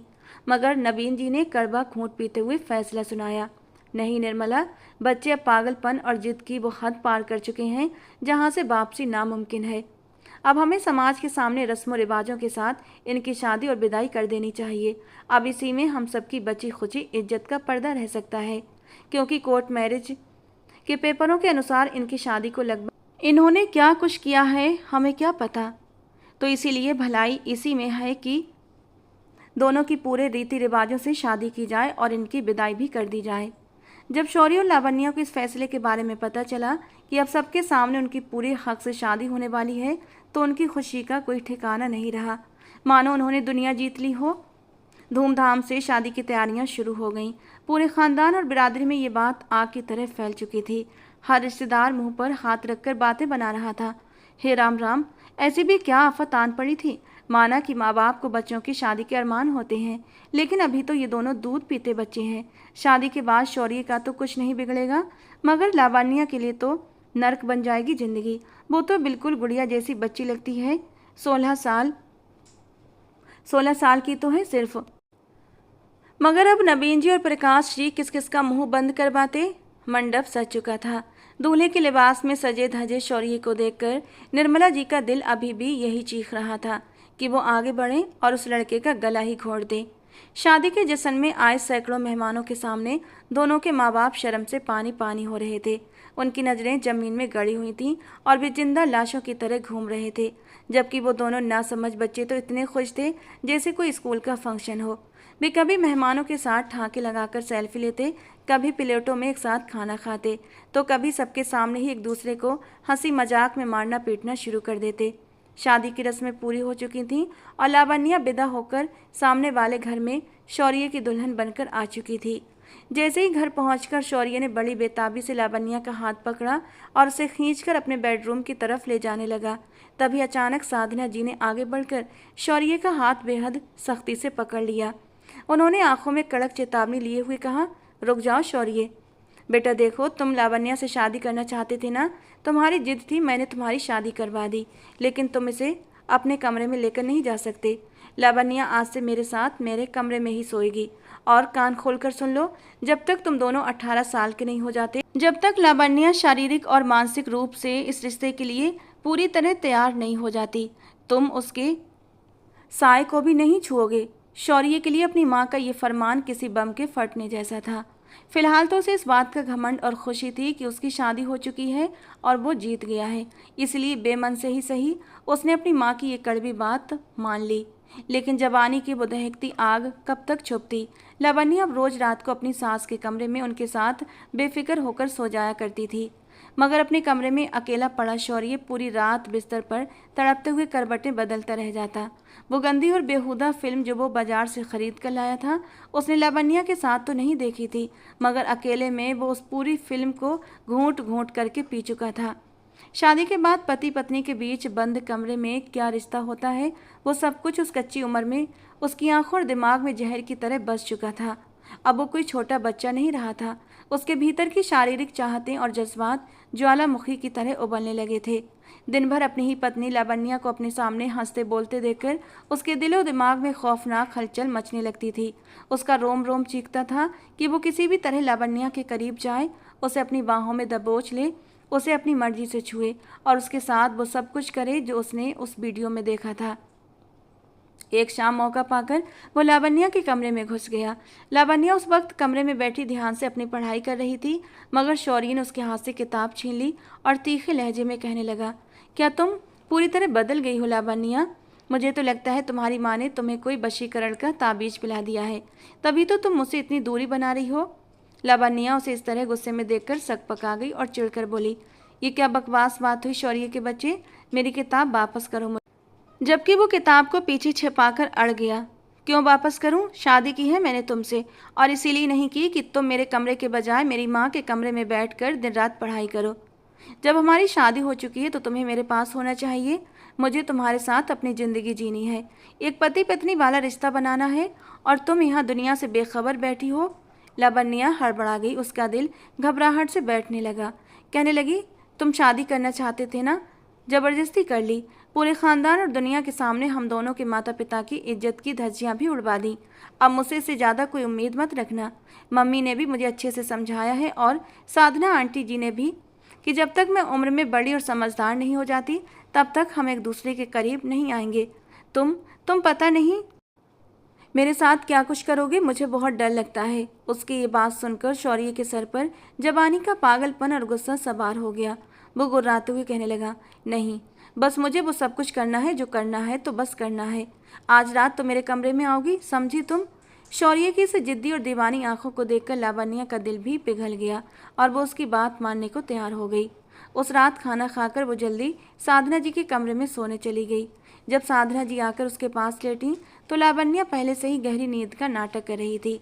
साधना जी रोज रात को कमर दर्द की भारी दवा खाकर सोती थी, इसलिए कुछ ही देर बाद वो ऐसी बेसुध होकर सोईं कि अब सुबह से पहले उनकी आंख खुलना नामुमकिन सी बात था। ठीक इसी मौके का इंतजार कर रही लावण्या दबे पांव बेड से उठी।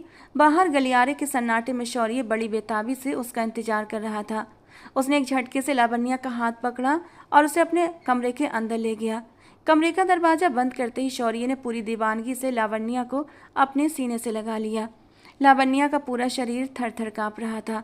उसे एक अनजाना सा डर सता रहा था और उसका दिल सीने को फाड़ कर बाहर आने को मचल रहा था। तभी शौर्य ने अलमारी खोलकर उसके सामने लाल रंग की एक खूबसूरत सिल्क की नाइटी रख दी। उसकी आंखों में एक अजीब सा नशा था। वो बहकती हुई आवाज़ में बोला, ये पहन कर आओ लावण्या, आज रात हम वो सब कुछ करेंगे जो एक बंद कमरे में पति पत्नी आपस में करते हैं। लावण्या के हाथ कांप रहे थे, पूरा जिस्म बर्फ की तरह ठंडा पड़ रहा था, लेकिन उस सम्मोहन में बंधी वो नाइटी पहनकर बाहर आ गई। शौर्य उस हुस्न को देखकर पूरी तरह अपना काबू खो चुका था। उसने लावण्या को अपनी बाहों के घेरे में लिया और बेड पर ले आया। वो दीवानों की तरह उस पर अपनी चाहत और शिद्दत लुटाने लगा। शुरुआत में लावण्या थोड़ा हिचकिचाई, मगर शौर्य के स्पर्श ने उसके भीतर के डर को धीरे धीरे सुला दिया। पर जब शौर्य ने पहली बार उसकी नाइटी में हाथ डालकर उसकी छोटी छोटी नरम धड़कनों को छूना शुरू किया तो लावण्या के पूरे वजूद में तितलियां सी उड़ने लगी थीं। शौर्य को इस काम की बारीकियों और संवेदनशीलता के बारे में रत्ती भर भी ज्ञान नहीं था। वो तो बस उन फिल्मों के दृश्यों को याद करके अपनी चाहतों के हाथों अंधा होकर बिना किसी परवाह के पूरी आक्रामकता और बल के साथ आगे बढ़ने लगा।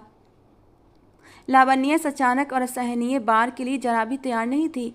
उसे अंदाजा ही नहीं था कि प्यार के इस खेल में इतनी भयानक तकलीफ भी सहनी पड़ सकती है। दर्द के मारे उसके गले से एक दिल दहला देने वाली चीख निकल गई। शौर्य ने घबराकर तुरंत अपना हाथ लावण्या के मुंह पर रख दिया और फुसफुसाया, चिल्ला क्यों रही हो, शोर मत मचाओ, क्या हो गया है तुम्हें? वो 18 साल का नासमझ लड़का खुद भी नहीं समझ पा रहा था कि लावण्या दर्द से क्यों तड़प रही है। लेकिन जब लावण्या असहनीय दर्द के मारे दोहरी होने लगी और उसकी आंखों से आंसुओं का सैलाब बहने लगा तो शौर्य घबराकर तुरंत उसके पीछे हटा। दूर हटते ही जब उसने नीचे देखा तो उसके पैरों तले की जमीन गायब हो गई। सफ़ेद बिस्तर की चादर पर खून का वो मंजर देखकर शौर्य के होश उड़ गए। उसका चेहरा डर के मारे पीला पड़ गया और हाथ पैर कांपने लगे। वो बुरी तरह घबराकर कमरे से बाहर भागा और हाँफते हुए अपनी माँ साधना जी को जगाकर उन्हें खींचकर अपने कमरे में लाया। कमरे के अंदर लावण्या खून से लथपथ बिस्तर पर तड़प रही थी। उसका दम घुट रहा था। ये भयावह मंजर देखते ही साधना जी ने अपने सीने पर हाथ रख लिया। उनका कलेजा मुंह को आ गया। वो चीख पड़ी, शौर्य, ये क्या नर्त कर दिया तुमने? शौर्य तो खुद पागलों की तरह रोए जा रहा था। डर के मारे उसके आंसू ही नहीं थम रहे थे। वो बार बार तड़पती हुई लावण्या को अपने सीने से लगा रहा था, चूम रहा था, रोते हुए चीख रहा था, मुझे नहीं पता मम्मी, मुझे सच में कुछ नहीं पता। देखो ना इसे क्या हो गया है। मम्मी बचाओ इसे, इसे कुछ नहीं पता। मुझे कुछ नहीं पता, इसे कुछ नहीं होना चाहिए। मेरी लावण्या को कुछ नहीं होना चाहिए। अगर इसे कुछ हो गया तो मैं भी मर जाऊंगा। मुझे नहीं पता था कि ये सब कुछ हो जाएगा। मुझे सच में कुछ नहीं पता था मम्मी। वो छोटे बच्चों की तरह फूट फूट कर बिलख बिलख कर रो रहा था। जब आधी रात को लावण्या को आपातकालीन स्थिति में हॉस्पिटल ले जाया गया तो पीछे घर पर नवीन जी का गुस्सा 7वें आसमान पर पहुंच चुका था। उन्होंने शौर्य को एक कमरे में बंद किया और चमड़े की बेल्ट से उसकी खाल उधेड़ कर रख दी। उन्होंने मार मार कर उसकी अच्छी खासी दुर्गत बना दी थी। लेकिन सबसे बड़ी बात तो ये थी कि आज शौर्य चुपचाप उनकी मार खाता रहा। उसे अपनी तकलीफ आज दिखाई नहीं दे रही थी। उसे सिर्फ खून से लथपथ लावण्या का वजूद याद आ रहा था और वो उसी के दर्द को महसूस कर रहा था। उधर उसके पापों से मारते मारते थक चुके थे तो खुद ही कुर्सी पर बैठकर अपना सर दोनों हाथों में थाम लिया। काश यही सख्ती, सही गलत की तमीज उन्होंने शुरू से सिखाई होती, अपने बच्चे की हरकतों पर ध्यान दिया होता तो आज उन्हें अपने जीवन में ये काला दिन देखने को न मिलता। 3 दिनों तक लावण्या अस्पताल में जिंदगी और दर्द से जूझती रही। डॉक्टर बच्चों के माता पिता पर बुरी तरह से भड़क रहे थे। आप लोग पढ़े लिखे होकर भी इतने जाहिल कैसे हो सकते हैं? इतनी कम उम्र में आपने इनकी शादी क्यों करवा दी? और फिर जब उन्होंने शौर्य जैसे कम उम्र के लड़के को देखा तो वो अपना सिर पकड़कर बैठ गए। आजकल के बच्चों को आखिर हो क्या गया है? चलिए अगर किसी मजबूरी में शादी कर भी दी थी तो कम से कम इन्हें समझाना तो चाहिए था। बहरहाल 3 दिन बाद लावण्या को अस्पताल से छुट्टी मिल गई थी, मगर उसकी मां निर्मला जी उसे शौर्य के घर छोड़ने के बजाय सीधे अपने घर ले आईं। कई हफ्तों तक लावण्या अपने मायके में रही। इस दौरान शौर्य तड़प कर रह गया था। एक दिन वो छुपते छुपाते वहां पहुंचा और लावण्या के पैरों में गिरकर रो रो कर माफ़ी मांगने लगा। लावण्या, प्लीज़ मुझे माफ़ कर दो, मुझसे बहुत बड़ी गलती हो गई। मैं भगवान की सौगंध खाकर वादा करता हूँ कि जब तक तुम पूरी तरह से ठीक नहीं हो जाती और ख़ुद नहीं चाहती मैं दोबारा कभी तुम्हारे करीब नहीं आऊँगा। चूँकि मोहब्बत तो दोनों तरफ बराबर थी और जो कुछ भी हुआ था उसमें लावण्या की भी नासमझी और आपसी मर्जी शामिल थी, इसीलिए वो शौर्य को रोता देखकर पिघल गई और उसके साथ वापस अपने ससुराल आ गई। लेकिन साधना जी ने वादा लिया था कि लावण्या मेरे ही कमरे में सोएगी। अब शौर्य बिल्कुल छोटे बच्चों की तरह उसका ख्याल रखता था। खुद खाना खाने से पहले वो एक निवाला अपने हाथों से लावण्या को खिलाता। नवीन जी और साधना जी बस दूर से ये सब देखते और अपनी नज़रें फेर कर रह जाते। धीरे धीरे घर का माहौल सामान्य होने लगा था, लेकिन ठीक 2 महीने के बाद जो हुआ था उसके लिए पूरे परिवार में कोई भी तैयार नहीं था। उस दिन शौर्य ने लावण्या से बड़े लाड से एक फरमाइश की थी। लावण्या, जब से हमारी शादी हुई ज़िंदगी कितनी बोर और अजीब सी हो गई है ना। हमें लगा था कि शादी के बाद जब हम एक दूसरे के साथ एक घर में रहेंगे तो ज़िंदगी खुशियों से भर जाएगी, मगर यहाँ तो सब कुछ उल्टा ही हो गया। वो मुस्कुराते हुए बोला, आज मेरा बहुत मन है, जाओ मेरे लिए अपने हाथों से गर्मा गर्म वेज बिरयानी बनाओ। मैं आज तुम्हारे हाथ का स्वाद चखना चाहता हूँ।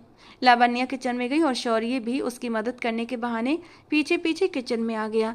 वो काम कर रहा था और साथ में लावण्या के साथ छेड़खानी और शरारतें भी कर रहा था। जैसे ही लावण्या ने बिरयानी को दम पर रखा, अचानक उसका सिर जोर से चकराया। आंखों के आगे अंधेरा छा गया और वो चक्कर खाकर फर्श पर गिर पड़ी। घर में कोहराम मच गया। तुरंत उसे डॉक्टर के पास ले जाया गया। अस्पताल में कुछ ज़रूरी टेस्ट होने के बाद जब रिपोर्ट आई तो डॉक्टर ने मुस्कुराते हुए एक ऐसी खबर सुनाई जिसने सबके होश उड़ा दिए। डॉक्टर ने कहा, बधाई हो, लावण्या माँ बनने वाली है। ये सुनना था कि पूरे परिवार पर जैसे एक और बहुत बड़ा परमाणु बम फूटा था।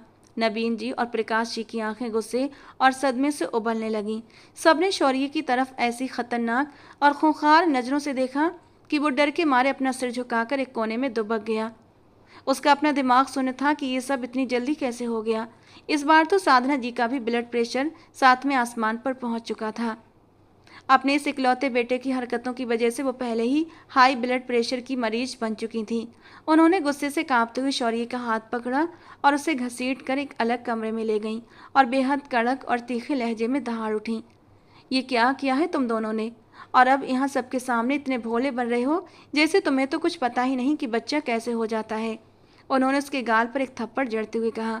इसीलिए पूरी दुनिया चीख चीख कर कह रही थी कि अभी शादी मत करो, पहले खुद बड़े हो जाओ, समझदार हो जाओ, दुनिया को समझ लो। मगर तुम पर तो उस गंदे इश्क का भूत सवार था। अब भुगतो इस अंजाम को। उम्र क्या है अभी तुम्हारी, और तुम इस उम्र में खुद बाप बनने वाले हो। साधना जी ने गुस्से और लाचारी से तड़प कर कहा। घर के बड़े उस बदनामी और मुसीबत से बचने के लिए तुरंत डॉक्टर के पास भागे और हाथ जोड़कर कहने लगे कि इस गर्भ को यहीं गिरा दिया जाए।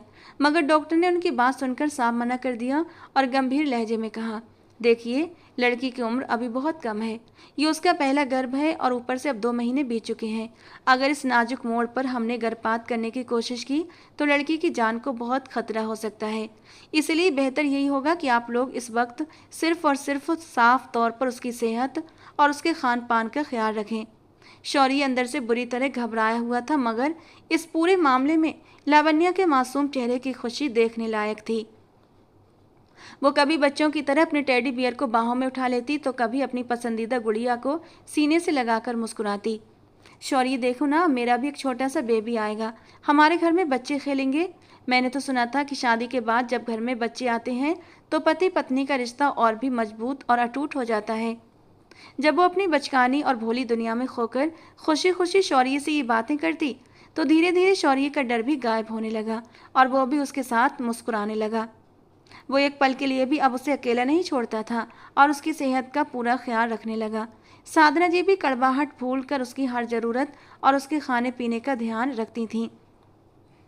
और उधर मायके से निर्मला जी भी रोज लावण्या के लिए उसकी पसंद का कुछ न कुछ पौष्टिक खाना बनाकर भिजवाती रहती थीं। धीरे धीरे समय बीतता गया और डिलीवरी का वक्त बिल्कुल करीब आ चुका था। 9 महीने पूरे होने में अभी करीब 10-15 दिन बाकी थे जब एक दोपहर अचानक लावण्या की तबीयत बहुत ज़्यादा बिगड़ने लगी। उस वक्त तो वो फ़ोन पर शौर्य से ही बात कर रही थी। वो बड़े लाड से बोली थी, शौर्य, आज जब तुम शाम को घर आओगे ना तो मेरे लिए ढेर सारी चॉकलेट्स लेकर आना। मेरा और हमारे बेबी का बहुत मन कर रहा है कि हम ढेर सारी चॉकलेट्स खाएंगे। शौर्य फ़ोन की दूसरी तरफ से हंसकर बोला, मेरी राजकुमारी, मैं बस पापा के साथ दफ्तर में हूँ। जैसे ही मुझे यहाँ से छुट्टी मिलती है मैं तुम्हारे लिए ढेर सारी चॉकलेट्स और जो तुम कहोगी सब लेकर आऊँगा। कुछ दिनों से शौर्य ने अपने पापा के साथ ऑफिस जाना शुरू कर दिया था। अभी उसकी बात पूरी भी नहीं हुई थी कि अचानक लावण्या के पेट में एक भयानक असहनीय दर्द उठा। दर्द की उस तीखी लहर से उसका पूरा वजूद कांप गया था और वो फ़ोन हाथ से छूटते छूटते ही जोर से चीखने लगी, मम्मी, पेट में बहुत दर्द हो रहा है, प्लीज़ जल्दी आओ, मैं दर्द के मारे मर जाऊंगी। पूरे घर में हड़कंप मच गया। तुरंत ड्राइवर को बुलाया गया और निर्मला जी और साधना जी आनन फानन में लावण्या को लेकर अस्पताल भागी। अस्पताल पहुंचते ही डॉक्टरों ने उसे इमरजेंसी वार्ड में ले लिया था। जांच करने के बाद डॉक्टर ने बाहर आकर बेहद गंभीर और चिंताजनक लहजे में कहा, स्थिति बहुत नाजुक है, कॉम्प्लिकेशंस बहुत ज़्यादा बढ़ चुकी हैं, हमें तुरंत सिजेरियन ऑपरेशन करना होगा, वरना माँ और बच्चे दोनों की जान को बहुत बड़ा खतरा हो सकता है। शौर्य भी बदहवास हालत में भागता हुआ अस्पताल पहुंच चुका था। एक अजीब और खौफनाक सन्नाटे और परेशानी में पूरा परिवार डूब गया था। करीब 2 घंटे के लंबे और जानलेवा इंतजार के बाद ऑपरेशन थिएटर का दरवाज़ा खुला और डॉक्टर बाहर आए। उनके चेहरे पर छाई मायूसी सब कुछ बयां कर रही थी। डॉक्टर ने भारी आवाज़ में कहा, देखिए, लड़की की उम्र अभी बहुत ही कम है। कम उम्र में मां बनने के कारण बच्चे को लेकर कुछ ऐसे गंभीर कॉम्प्लिकेशंस आ चुके हैं कि इस वक्त हम दोनों को नहीं बचा सकते।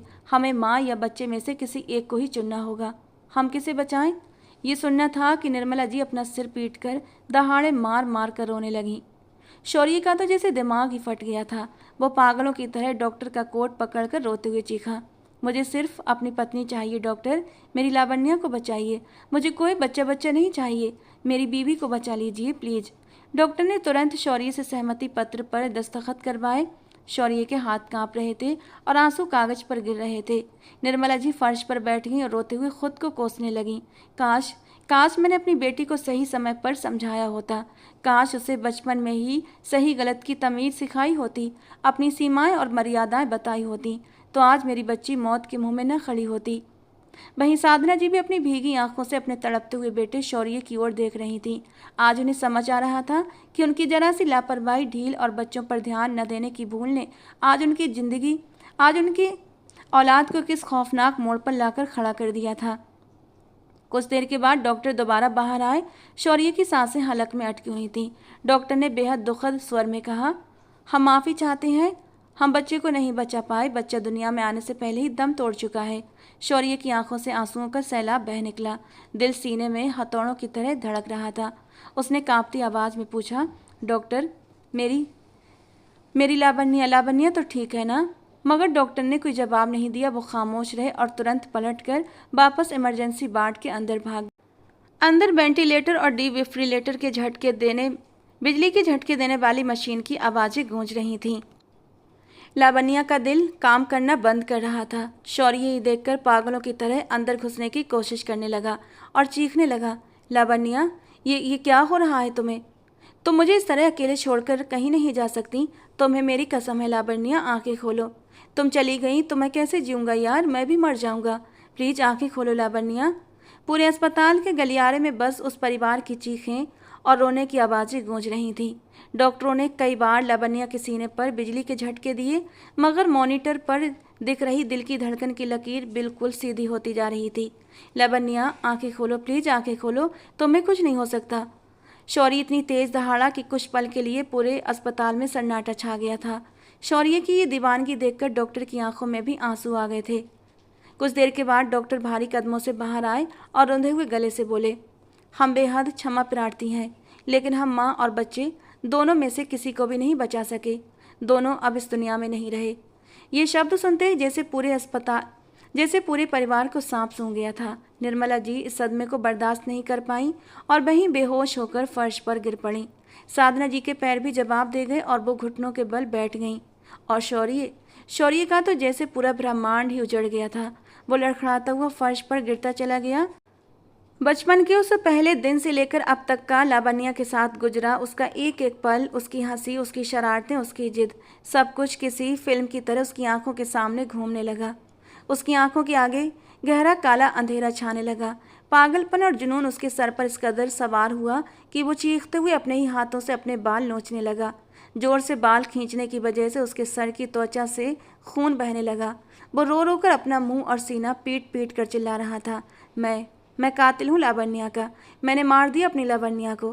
क्योंकि मैंने तुमसे शादी क्यों किया, मैंने वो सब कुछ। लावण्या, तुम मुझे छोड़कर नहीं जा सकती। मैंने तुम्हें अपने हाथों से खो दिया। मैंने तुम्हें मार डाला। वो बुरी तरह रोते हुए अपना सर फर्श पर मारने लगा था। उसके सर से खून बुरी तरह से बहने लगा था, जिसे देखकर डॉक्टर और वार्ड बॉय उसे पकड़ने की कोशिश कर रहे थे। मगर शौर्य इस वक्त एक पागल दीवाने की तरह हो चुका था।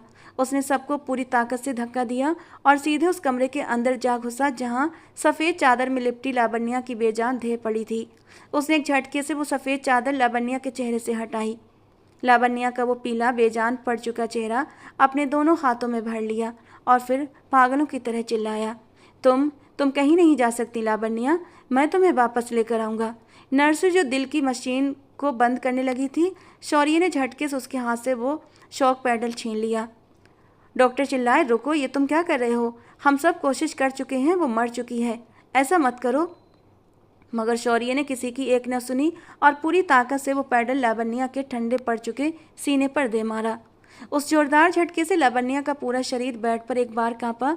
शौर्य रुका नहीं, उसने 2 बार फिर पूरी शिद्दत से उसे बिजली के झटके दिए और रोते हुए चीखा, उठो लावण्या, तुम्हें उठना होगा। जब डॉक्टरों ने बड़ी मुश्किल से आगे बढ़कर शौर्य से वो मशीन छीनी तो वो बेदम होकर जमीन पर गिर पड़ा और फूट फूट कर रोते हुए लावण्या को पुकारने लगा। मगर तभी अचानक एक चमत्कार हुआ। मॉनिटर पर जो लकीर बिल्कुल सीधी हो चुकी थी, उसमें हल्की सी हरकत हुई। लावण्या के फेफड़ों ने एक ठंडी सांस ली और उसकी टूटी फूटी धीमी सी दिल की धड़कन फिर से चलने लगी। डॉक्टर, इसकी सांसें वापस आ रही हैं, नर्स बुरी तरह से चिल्ला उठी। डॉक्टर भी इस चमत्कार को देखकर दंग रह गए और तुरंत हरकत में आ गए। शौर्य ने झपट कर लावण्या का बर्फ जैसा ठंडा हाथ अपने हाथों में थाम लिया। वो दीवानों की तरह उसके हाथों को चूम रहा था। उसकी आंखों से आंसुओं की धार बह रही थी। डॉक्टर उसे बाहर जाने के लिए कह रहे थे, मगर वो टस से मस नहीं हुआ और वहीं आईसीयू के ठंडे फर्श पर बैठकर लावण्या का हाथ सीने से लगाए बैठा रहा। करीब आधे घंटे की कड़ी मशक्कत, जीवन रक्षक इंजेक्शन और दवाओं के बाद लावण्या के दिल की धड़कन पूरी तरह सामान्य और व्यवस्थित हो गई। वो मौत के मुंह से वापस लौट आई थी। उसकी जान बच चुकी थी। डॉक्टर ने थके हुए मगर राहत भरे स्वर में शौर्य और उसके परिवार की ओर देखा और कहा, यह साक्षात ईश्वर का चमत्कार है। भगवान ने इसे दूसरी जिंदगी दी है और शायद आप सभी के लिए, इस कच्ची उम्र के बच्चों के लिए और समाज के लिए एक बहुत बड़ा सबक भी है कि वक्त से पहले और नासमझी में उठाए गए कदम सीधे मौत के कुएं में ले जाते हैं। मगर अभी भी आप लोग इस भयानक घटना से कोई सबक नहीं सीखेंगे तो न जाने आगे चलकर इस घर में और कितना कुछ बुरा होगा। डॉक्टर ने जाते जाते गंभीर चेतावनी देते हुए कहा। वो नाजुक सी लड़की करीब 1 हफ्ते तक मौत और जिंदगी के बीच झूलती हुई पूरी तरह बेहोश रही। एक लंबे और दर्दनाक हफ्ते के बाद जब आखिरकार लावण्या को होश आया तो उसने अपनी भारी आंखें खोलकर कमरे में मौजूद सबको देखा। शौर्य की तो इस वक्त इतनी हिम्मत भी नहीं हो रही थी कि वो अपनी पत्नी के पास जाकर खड़ा हो सके। वो गिलानी और आत्मगिलानी की आग में अंदर ही अंदर जल रहा था। जब लावण्या को पता चला कि उसका बच्चा इस दुनिया में आने से पहले ही जा चुका है तो उसकी आंखों से आंसुओं की धार बह निकली। अपनी संतान को खोने का दर्द उस नन्ही सी जान के लिए असहनीय था। उस गहरे दर्द में भी उसकी टूटती हुई आवाज़ सिर्फ शौर्य को पुकार रही थी। शौर्य, शौर्य कहाँ है? उसे बुलाओ। जब शौर्य अंदर से पूरी तरह टूटा और बिखरा हुआ लावण्या के सामने आया तो उसका हुलिया देखकर ही कलेजा कांप जाता। हफ्तों से बढ़ी हुई दाढ़ी, रो रो कर सूजी हुई आंखें और आंखों के नीचे काले घेरे, वो जिंदा लाश बनकर रह गया था। लावण्या को देखते ही एक बार फिर फूट फूट कर रोने लगा। वो दौड़कर लावण्या के बेड के पास घुटनों के बल बैठ गया और उसके पैर पकड़कर पागलों की तरह रोते हुए कहने लगा, मुझे माफ़ कर दो लावण्या, मुझे माफ़ कर दो। ये सब कुछ सिर्फ और सिर्फ मेरी वजह से हुआ। मेरी उस घटिया जिद और पागलपन की वजह से तुम आज मौत के इस दरवाजे तक पहुंची। ये पूरी तरह मेरी गलती थी। न जाने मैं किस बचकाने और अंधे जुनून में ये सब कुछ करता चला गया था। शौर्य को इस तरह तड़पता देख कमरे में खड़े दोनों के माता पिता भी अपनी आंखों के आंसू रोक नहीं पाए और फूट फूट कर रोने लगे। लावण्या ने बड़ी मुश्किल से अपने कांपते हाथों से शौर्य को उठाया और खींचकर उसे अपने करीब बिठा लिया और उसका हाथ अपने हाथों में थाम लिया, मानो कह रही हो कि जो हुआ सो हुआ, अब हम साथ हैं। खैर, कुछ हफ्तों तक अस्पताल में कड़े इलाज के बाद वो दोनों वापस घर आ गए। उन दोनों की जिंदगी को वापस पटरी पर आने और सामान्य होने में कई महीने लग गए, लेकिन इस हादसे ने शौर्य को उम्र से पहले ही समझदार और परिपक्व बना दिया। उसने खुद अकेले में बैठकर एक बहुत बड़ा और सख्त फैसला लिया। एक शाम उसने पूरे परिवार के सामने हाथ जोड़कर सख्त फैसला सुनाया कि मैं अब यहाँ नहीं रहूँगा। मैं अपनी आगे की हायर स्टडीज़ के लिए दूसरे देश जाने का फैसला कर चुका हूँ और मैं चाहता हूँ कि मेरे जाने के बाद लावण्या पहले की तरह बेफिक्र होकर अपनी ज़िंदगी जिए, अपनी अधूरी पढ़ाई पूरी करे और अपने करियर पर फोकस करे। घर के सब बड़े भी शायद दिल ही दिल में यही सब कुछ चाहते थे कि दोनों को कुछ समय के लिए एक दूसरे से दूर कर दिया जाए ताकि ये मानसिक रूप से परिपक्व हो सकें। दूसरे देश के लिए रवाना होने से ठीक पहले शौर्य ने पूरे हक और आंसुओं से भीगी आंखों के साथ लावण्या को गले से लगाया, उसके आंसू पोंछे और एक गहरी सांस लेकर विदेश चला गया। बचपन के पहले दिन से लेकर आज तक जो 2 बच्चे एक दूसरे के बिना एक पल नहीं रह पाते थे, उनके लिए ये 5 साल की जुदाई किसी कठोर कारावास से कम नहीं थी। मगर धीरे धीरे वक्त के साथ वो दोनों इस दूरी के आदी हो गए और फिर 5 साल का ये लंबा समय जैसे पलक झपकते ही गुजर गया। अपनी पढ़ाई पूरी करके वो एक जिम्मेदार और समझदार मर्द बनकर उस दिन वापस अपने घर लौटा था। घर के मेन दरवाजे पर पूरा परिवार उसके स्वागत के लिए आरती की थाली लिए खड़ा था और उन सबके बीच खड़ी अपनी पत्नी लावण्या को साड़ी पहने एक शालीन और खूबसूरत भरपूर जवान लड़की के रूप में देखकर शौर्य के अशांत दिल को जैसे सदियों के बाद एक सच्चा सुकून मिला था। इन 5 सालों में दोनों बहुत बदल चुके थे, या यूं कहें कि दोनों के व्यक्तित्व में एक कमाल का निखार और ठहराव आ चुका था। शौर्य आगे बढ़ा और बड़े ही आदर और प्यार के साथ सबसे मिला। कहाँ 5 साल पहले का वो बदतमीज और जिद्दी शौर्य जो सबके सामने लावण्या को बाहों में भींच लेता था, और कहाँ आज का ये परिपक्व शौर्य। मर्यादा और शर्म इस कदर आड़े आ चुकी थी कि पूरे परिवार के सामने वो दोनों एक दूसरे से नजरें मिलाने में भी शर्मा रहे थे और उन्होंने सिर्फ हाथ मिलाकर एक दूसरे का हालचाल पूछा। इन 5 सालों में दोनों बहुत बदल चुके थे। 23 साल का शौर्य अब एक मुकम्मल मर्द बन चुका था।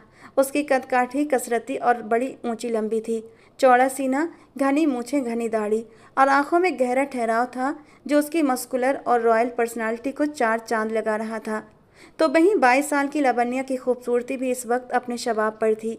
उसकी कातिल और सुराहीदार काठी, दूध जैसी उजली रंगत, हिरनी जैसी बड़ी बड़ी आंखें और पतली कमर पर लहराती साड़ी उसके यौवन और रूप को एक ईश्वरीय वरदान बना रही थी। शौर्य को लगा कि शादीशुदा होने के नाते लावण्या रात को उसके कमरे में आएगी, मगर घर के बड़ों ने एक नया नियम बना दिया। लावण्या भी शौर्य के कमरे में नहीं जा सकती थी, वो अलग ही कमरे में सोती थी। इसी तरह तड़पते हुए 8 दिन गुजर गए। इन 8 दिनों में शौर्य की बेताबी और बेकरारी अपने चरम पर पहुंच चुकी थी। उसकी चाहत और प्यास पहले से डबल हो चुकी थी। अब वो लावण्या को सिर्फ देख कर जीता था। पूरा दिन दीवानों की तरह बस उसके आगे पीछे घूमता रहता।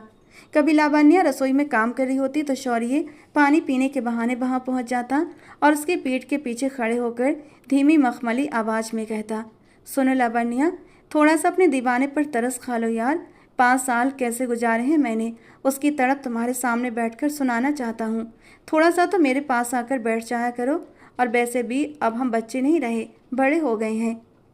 सुनो, आज रात आओगी ना मेरे कमरे में, हमारे कमरे में? मैं तुम्हें ढेर सारा प्यार करना चाहता हूँ। लावण्या सुनते ही शर्म के मारे पानी पानी हो जाती। उसके गोरे गाल टमाटर की तरह लाल हो जाते और वो बेलन दिखाकर उसे डांटने का नाटक करती। तो कभी शाम को लावण्या छत पर कपड़े सुखाने जाती तो शौर्य दबे पांव वहां भी उसे तंग करने पहुंच जाता। वो उसे पीछे से अपनी बाहों के घेरे में लेने की कोशिश करता और उसके कान के पास फुसफुसाता, अब वो 16 साल के नासमझ बच्चे नहीं रहे लावण्या, अब हम बड़े हो गए हैं, जवान हो गए हैं। तुम मेरी रगों में बहता हुआ खून हो। अब तुम मुझसे दूर अलग कमरे में क्यों सोती हो? क्या तुम्हें अपने इस आशिक पति पर जरा भी तरस नहीं आता? लावण्या अपनी बेकाबू होती धड़कनों को संभालती अपनी साड़ी का पल्लू ठीक करती और बनावटी नाराजगी से कहती, जरा दूर हटी शौर्य जी। 5 साल पहले तुमने मुझे बहुत सताया है, बहुत रुलाया है, बहुत दर्द दिया है। अभी तुम्हारी वो सजा पूरी तरह खत्म नहीं हुई, भुगतो अब इस बेकरारी को। शौर्य उसकी सदा पर भी दिल हार बैठता। शौर्य की ये दीवानगी, बेकरारी और दिन रात लावण्या के आगे पीछे लट्टू की तरह घूमना देखकर घर के सारे बड़े भी छुप छुप कर मुस्कुराते थे। और आखिरकार दोनों परिवारों ने फैसला किया कि अब इन बच्चों की परीक्षा खत्म होनी चाहिए। घर वालों ने गुपचुप तरीके से शौर्य को बिना बताए दोबारा पारंपरिक रीति रिवाज के साथ लावण्या की विदाई की तैयारी कर ली। शौर्य सब पूरी योजना से बिल्कुल बेखबर था। उस शाम वो थका हारा बाथरूम में नहाने गया। जब वो नहाकर बालों से पानी सुखाता हुआ बदन पर सिर्फ एक तौलिया लपेटे और लोअर हाथ में लिए बाहर निकला तो सामने बैठ का नज़ारा देखकर उसके पैर वहीं जम गए। उसके हाथ से लोअर छूटकर फर्श पर गिर पड़ा।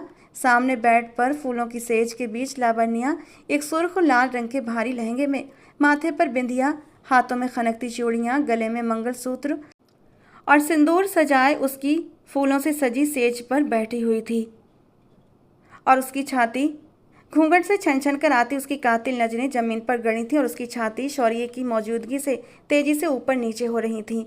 शौर्य का दिल सीने में हथौड़े की तरह धड़क उठा। उसकी आंखों में दीवानगी उमड़ आई। वो आगे बढ़ा और बेड पर उसके बिल्कुल पास बैठ गया। उसने कांपते हाथों से लावण्या का वो रेशमी घूंघट धीरे से उठाया। लावण्या का वो चांद सा चमकता शर्माता हुआ चेहरा देखकर शौर्य का सारा सब्र टूट गया। 5 साल और ये 8 दिन, ऐसा लगा जैसे मैंने एक एक पल तड़प तड़प कर सदियां गुजारी हैं लावण्या। शौर्य ने बेहद गहरी मदहोश आवाज़ में कहा और लावण्या का चेहरा अपने दोनों हाथों के प्याले में भर लिया।